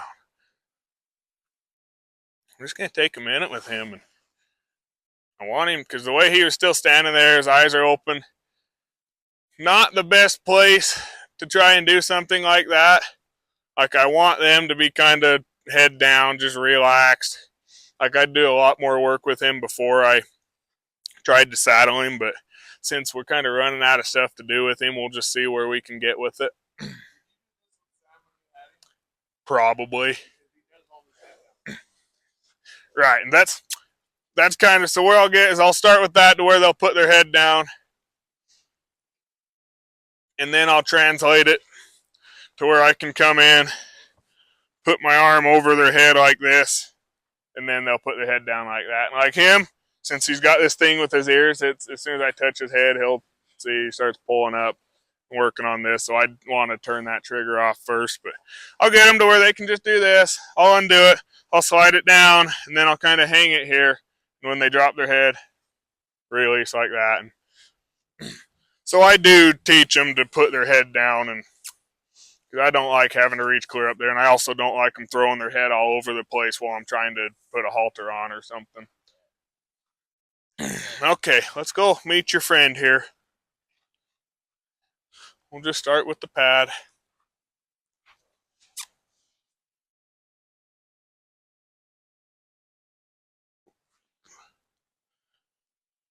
So I like to let them touch it, really investigate it, see what it is I'm about to throw on them.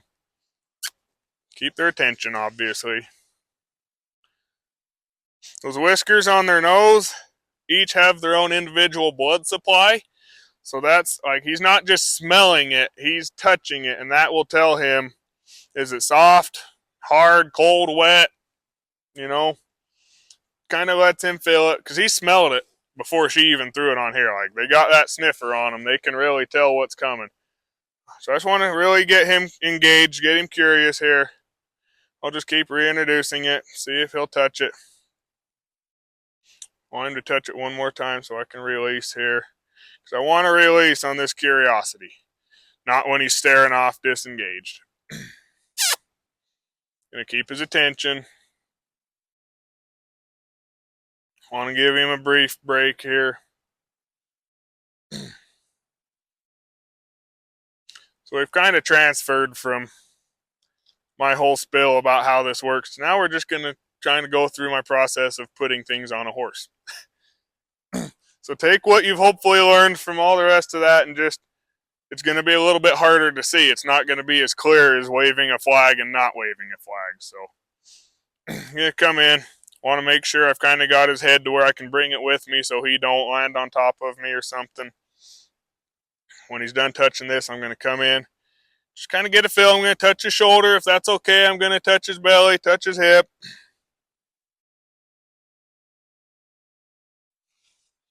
Okay, he's not loving that. See, I'm bringing his nose with me. That's so if he has to move, he's going to move away from me instead of forward and I get kicked on his way out. Right here, he's not loving this. Probably could have done a little bending, but he did all right with it yesterday.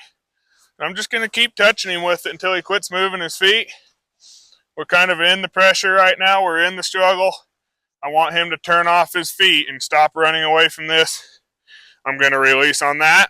I don't want him walking forward when I come out. Just got a shot of dopamine for turning his feet off and not moving away from the pad.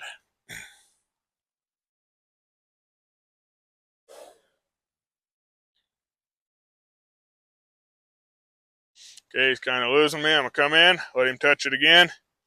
And I'll do this just about every time with the saddle pad. The saddle, it gets pretty heavy after a minute, so I kind of hate that part about a saddle, because then I do move things a little quick just because my arm's going numb and I need to get somebody else to hold the saddle.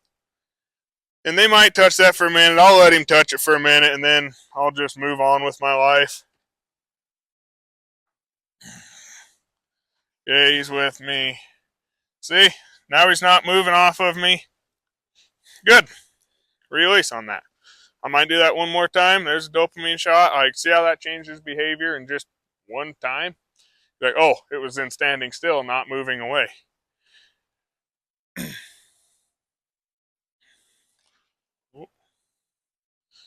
Also, another thing I notice people don't do is see how I'm releasing.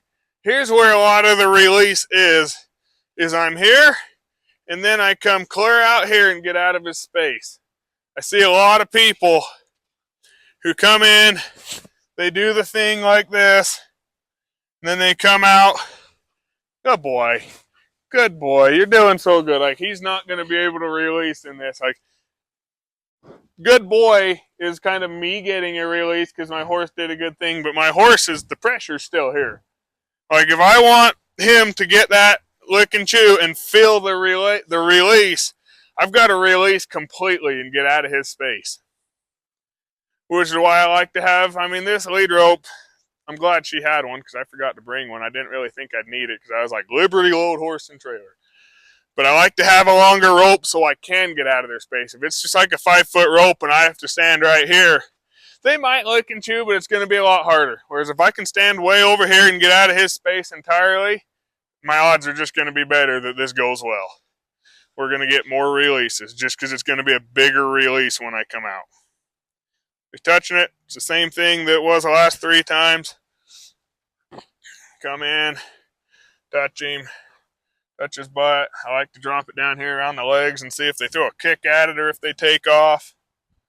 Doing pretty good.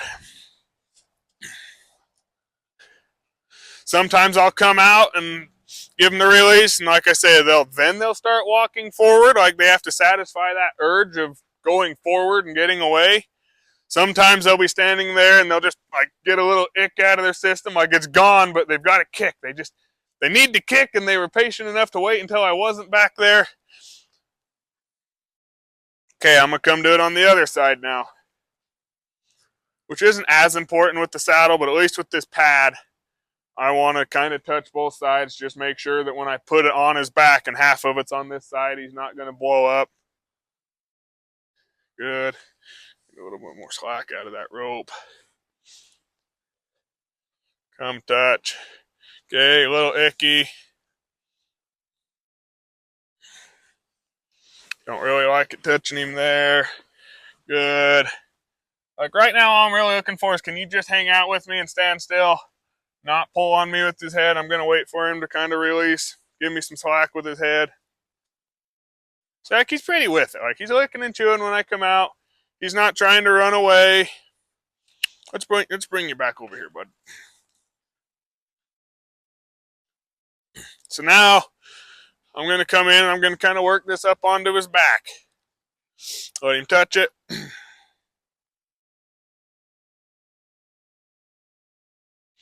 Good. Grab the rope about right there, just so I don't have too much slack and I can keep his head with me, because you really don't want to be back here when the horse decides he's getting attacked by something. And if the head is right here. He can't really lunge into me because he just can't move that way. He's going to have to move his hips that way. I'm going to touch all this. Now I'm going to kind of toss it up on his butt, checking triggers back here. Nothing there. I'm going to bring it up here a little bit more forward on him. See, right there, we found something. And I'm just going to keep his head bent, and I'm just going to kind of rub it right on the edge of that. You stopped. I'm going to release right there. You didn't die.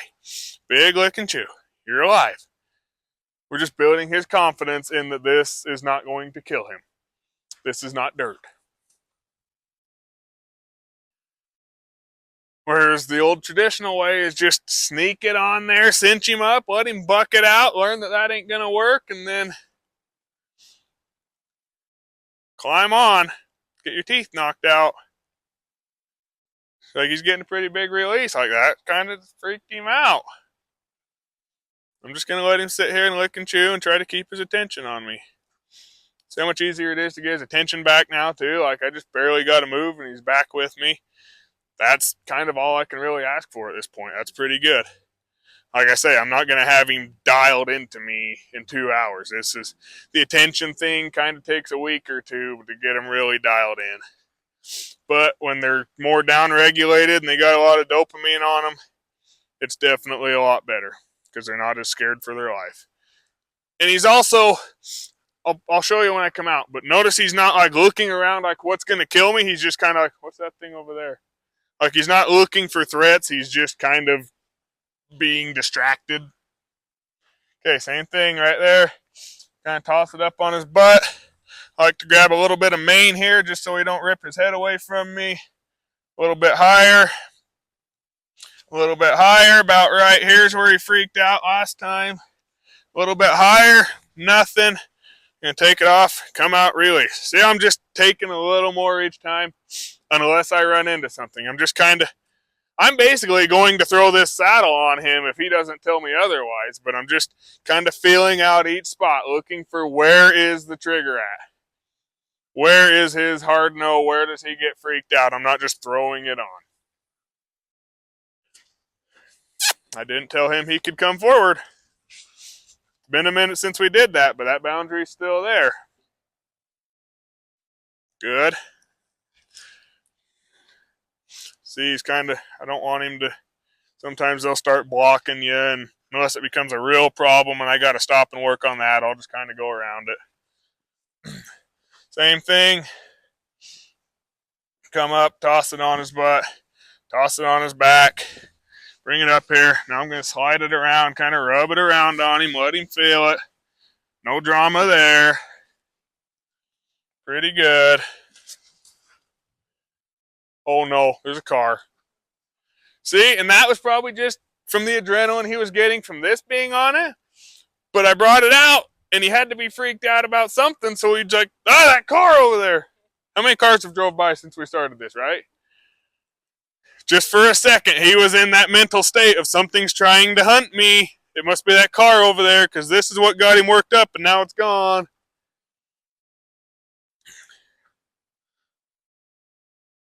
So now I'm going to come in, just do a little bit more. See how he's kind of saying, no, I don't want you doing anymore. They'll kind of get into that, and I don't make a big deal out of it until it gets really bad. Now I'm going to rub it down around this side. I don't want to drop it on that side because then I'm going to get in a bad way. See, right there, we kind of found something. I'm going to just keep tickling that. We're going to yield our hips in a circle. See how he's trying to back out from under me. Got to be real careful with this.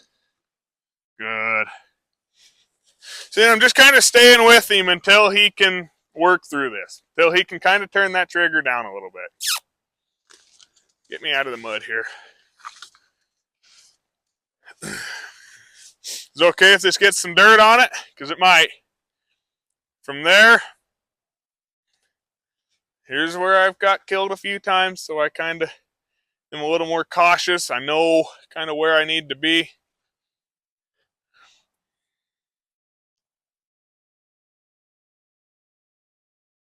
Good.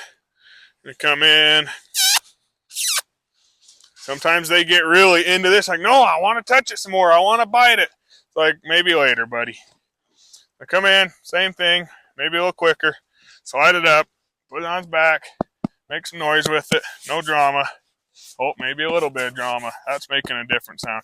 I just want to check for as many triggers as I can before I kind of leave him to it. So he got a little spark. I'm going to do this the next time. Let him lick and chew there. I want to get him feeling as safe as I can about it before I leave it on him. Because the more times he freaks out and dumps this, the bigger problem we're going to have.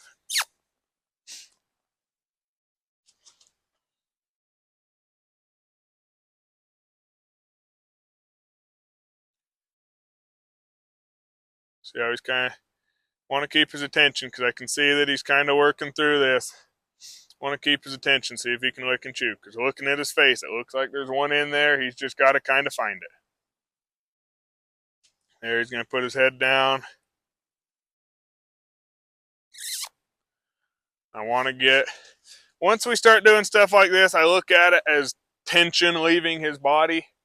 Like we go in, we do this, we mix it up. He's got to lick and chew to flush it out.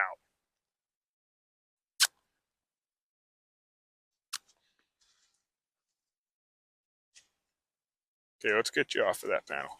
What I'm trying to do is I want to go in and I want to feel good about leaving this on him. That's great, right? But if I come in here and I can feel him all charged up and ready to go, see, we're kind of getting into it. And I told you this yesterday, like sometimes if there's some stuff buried in there, you can come in and they're good for the first time or two, and then after that, suddenly they start to really get freaked out. You can kind of dig some stuff up. Okay, let's put that there. And just see if I can get out of here without him freaking out. I may go out for 2 seconds, come back in and take it off, but we're just going to try to break this into small steps. This is where he's kind of got to be able to work through a little bit on his own because I'm not right here to take it off. And I want him going backwards. I don't want him to come out and go forward. I've had some horses really bad about this, that as soon as I come out, we're going backwards because I know they're thinking, let's go forward. And when we go forward, that's when we blow up. I've had horses, like if I'm really pushing them backwards, they'll spark as what would be a rodeo and meltdown freaking out. And it's just a little jolt because it's like, we're going backwards. We can't really throw too much of a fit while we're going backwards. I've had some that they'll sit there and buck in place because I'm backing them up. It's like, no, backwards, you're not going forward. And it's really resetting that flight instinct. It's like we're jamming into drive and reverse, and it's just, they can't be in both gears at once. And like I say, it's a lot harder to run away from something in reverse. So it's just kind of a way of not letting that sympathetic get what it wants. Lick and chew. Beautiful. That's what I want. Now this is how we break this up. I wish he wasn't on a panel because now he's going to have to come forward to get off of that panel. I'm going to come in and I'm going to take it off. Say, congratulations, buddy. You survived. And he'll get another release right here. Maybe even a good one.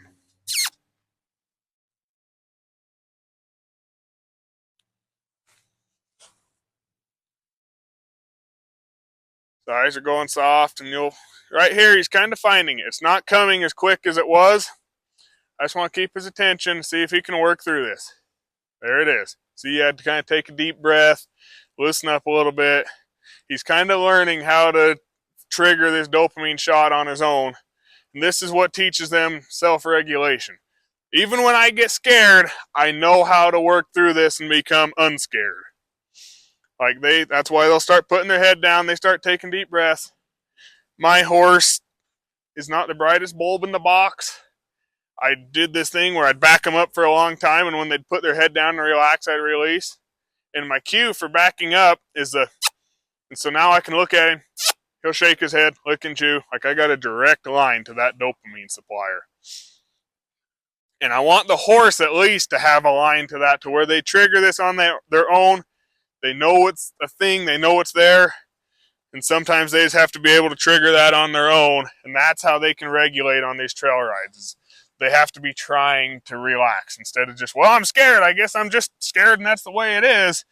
They've got to be trying to settle down, trying to regulate themselves. They can't always do it, but if they're trying, you got a lot better odds of it working. So I come out to the side. I keep that away from me just in case he's planning on going airborne, and he licked and chewed right away. That's beautiful. So he's doing okay with that. I'm going to see if I can leave it on there for a minute and do some other stuff to trigger some dopamine while it's there. Like, I'm just going to back him up. Maybe I'll bring him off of this, but I don't like to walk them forward until they've had it on and we've got quite a few licks and chews to release a lot of that. Just going to let him lick and chew a few times, and we'll go get that one, the heavy saddle pad. It's just a saddle pad. Don't worry about it. Just looks a lot like a saddle.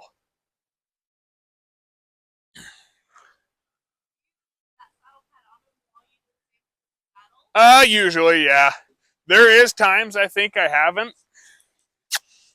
Just for the sake of, I don't really remember, but I do think I've done it at times just because I know that saddle is going to get dumped several times, and then I can, sometimes if I got a horse that dumps it a lot, I'll grab it and just throw it right back on, and we'll just do that over and over so they aren't getting a release every time it falls off.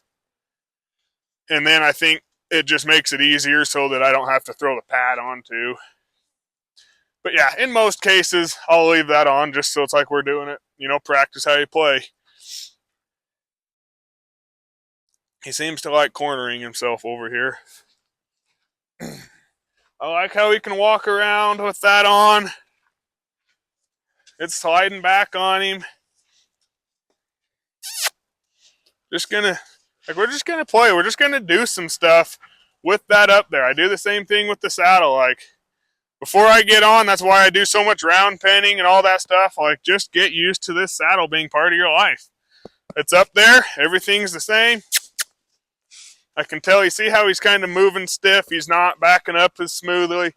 He's really tight, and it's because that nervous system's trying to put it in drive, and I'm asking it to go backwards, and he's kind of just stuck in between, like, ugh. So we want to get these and get that tension out of there. Get him to loosen up and relax.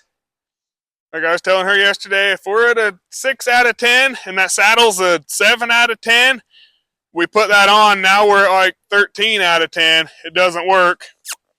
I want him to be like a 2 or a 3 out of 10 so that I can put that saddle on and be at a 9 out of 10 and at least have a little window to work in without blowing him over the top. So I just want to get this horse as calm and relaxed as I can for whatever it is we're trying to achieve here. Whereas if he's already worked up, I've just got lower chances of being able to work through this with him. I'm just come in, touch it, remind him it's here, move it around, blah, blah, blah. Have some fun with that. Good. Let's go get a saddle. Now I'm going to back him up over to there. Try to get him to loosen up a little bit. I might even talk a little bit louder to try to get him to loosen up. Because he's moving really stiff. Can you guys kind of see how he's moving stiffer than he was? That's something you got to just have a feel for and be able to recognize. Just like when the head's up, when the eyes are popping out, when the lips are tight, all that stuff. If you can recognize that and tell that your horse is not feeling safe, that's the thing a lot of people miss, and so they don't understand why their horse is freaking out. Let's just see if we can back him past that since he's making a big deal of it. Okay, so see, we're going to start just by going near that saddle. Because if he's freaking out about it being on that fence, I guarantee he's going to freak out about it being on his back, right? He's walking forward. That instinct is telling him, go forward, get away from it. It's going to kill you. Don't worry about the saddle. Worry about me. Here we go. He's trying. That definitely is a thing. That's crazy. So like that tells me the first time he was saddled, it may have even looked good. He probably didn't love it though. Like that saddle almost killed him. Like he lost pints of blood. There was guts everywhere. He could see the sky. The light was coming for him. And it could have looked like this. Like to most people, if the horse doesn't jump out of the pen, that was a pretty good first time. To me, I like if the horse bucks, I probably could have done a better job. But it does happen sometimes. It's just I want to, like I told you yesterday, I want to be surprised when they buck, not anticipating. If I'm anticipating it, I need to go do some more work somewhere else to try to make it so I don't expect it, because that's such a big thing for the horse that it can really create some problems there. Like I want it to be as nonchalant as possible. Whereas if it's a big freak out, buck out, I'm getting attacked by this thing, that's a lot of adrenaline, like a ton of adrenaline, and it can create a really bad experience with that saddle, especially if it's like a first impression, and then it can make things a lot harder. So I try to make it just the most boring thing that we can possibly do. Okay, I'm gonna go pick this up and see if we can just introduce him and make nice here. Yeah, I know it's gonna kill you, huh? Let me see if I can.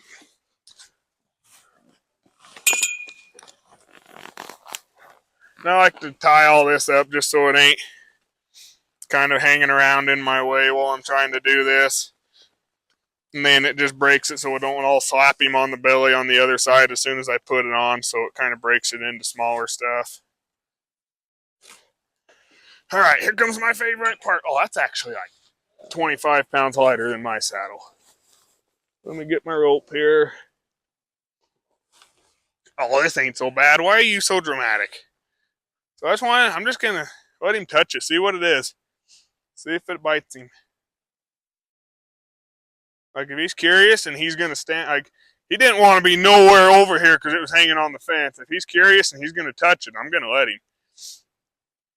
I'm gonna let him spend some time doing it too.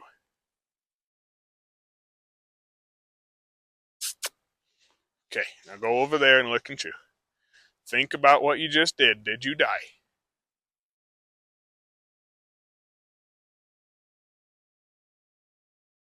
It's okay, huh?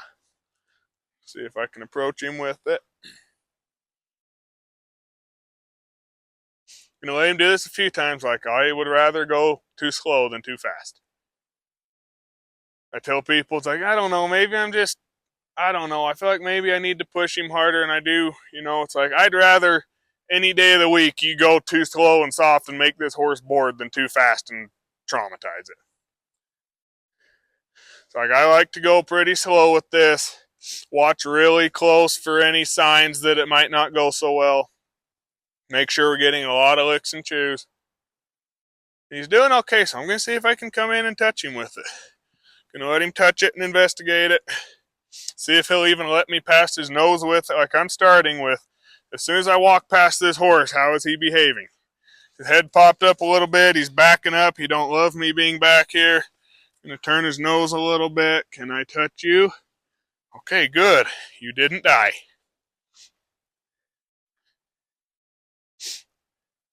See, you can see those whites in his eyes. He's freaked out. Like, oh, that was a close call.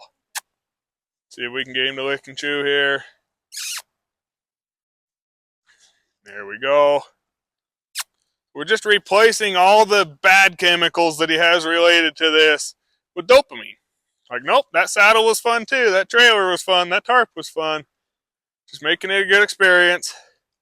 Like the dopamine feels good, and it also just influences his state of mind to where he's calmer and more relaxed. So it's like one dopamine shot feels good. After 20, he's getting all that, and it's fun, but also he's just being influenced to where he's going to be calmer, more relaxed, more regulated, which is kind of like I'm tricking him. Like, yeah, dopamine's fun, but it's going to affect you. Getting a little bit drunk on his dopamine here, and he don't realize it until he's really influenced by it. So it's pretty good. Like I'm coming in, touching him, touching his butt, just like I did with the saddle pad. Same process. I'm just going to work my way in here. Good. That's what I like to see right there.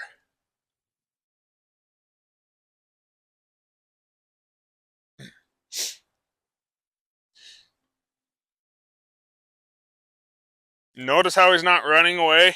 When we first started, he's running circles around me. Now he's just standing there looking at me. That's what I mean by, like, we've probably got 30, 40, 50 shots of dopamine in there. And it's affecting him. It's influencing the way he feels. Because now he can just stand there, hang out, stare at me. He don't have anywhere to be. He don't have to get out of here. He's just hanging out with me. Let him touch it. Make sure I didn't replace it with a lion or something. Still the same piece of leather I had a second ago. Come in. Okay, he's backing up. That tells me he's a little unsure about it. I'm going to kind of stay with him. You could release right there if you want. That would be a good spot to release. I'm going to see if I can push a little bit farther. Can I toss it up here? Where is the line at? Can I toss it up on his butt? Doing pretty good. Oh, but he started moving, so now I'm going to stay with him. Oh, till he stops. I'm going to wait for him to stop moving off of it. Relax.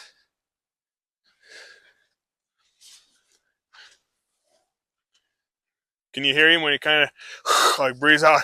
Oh, that was scary.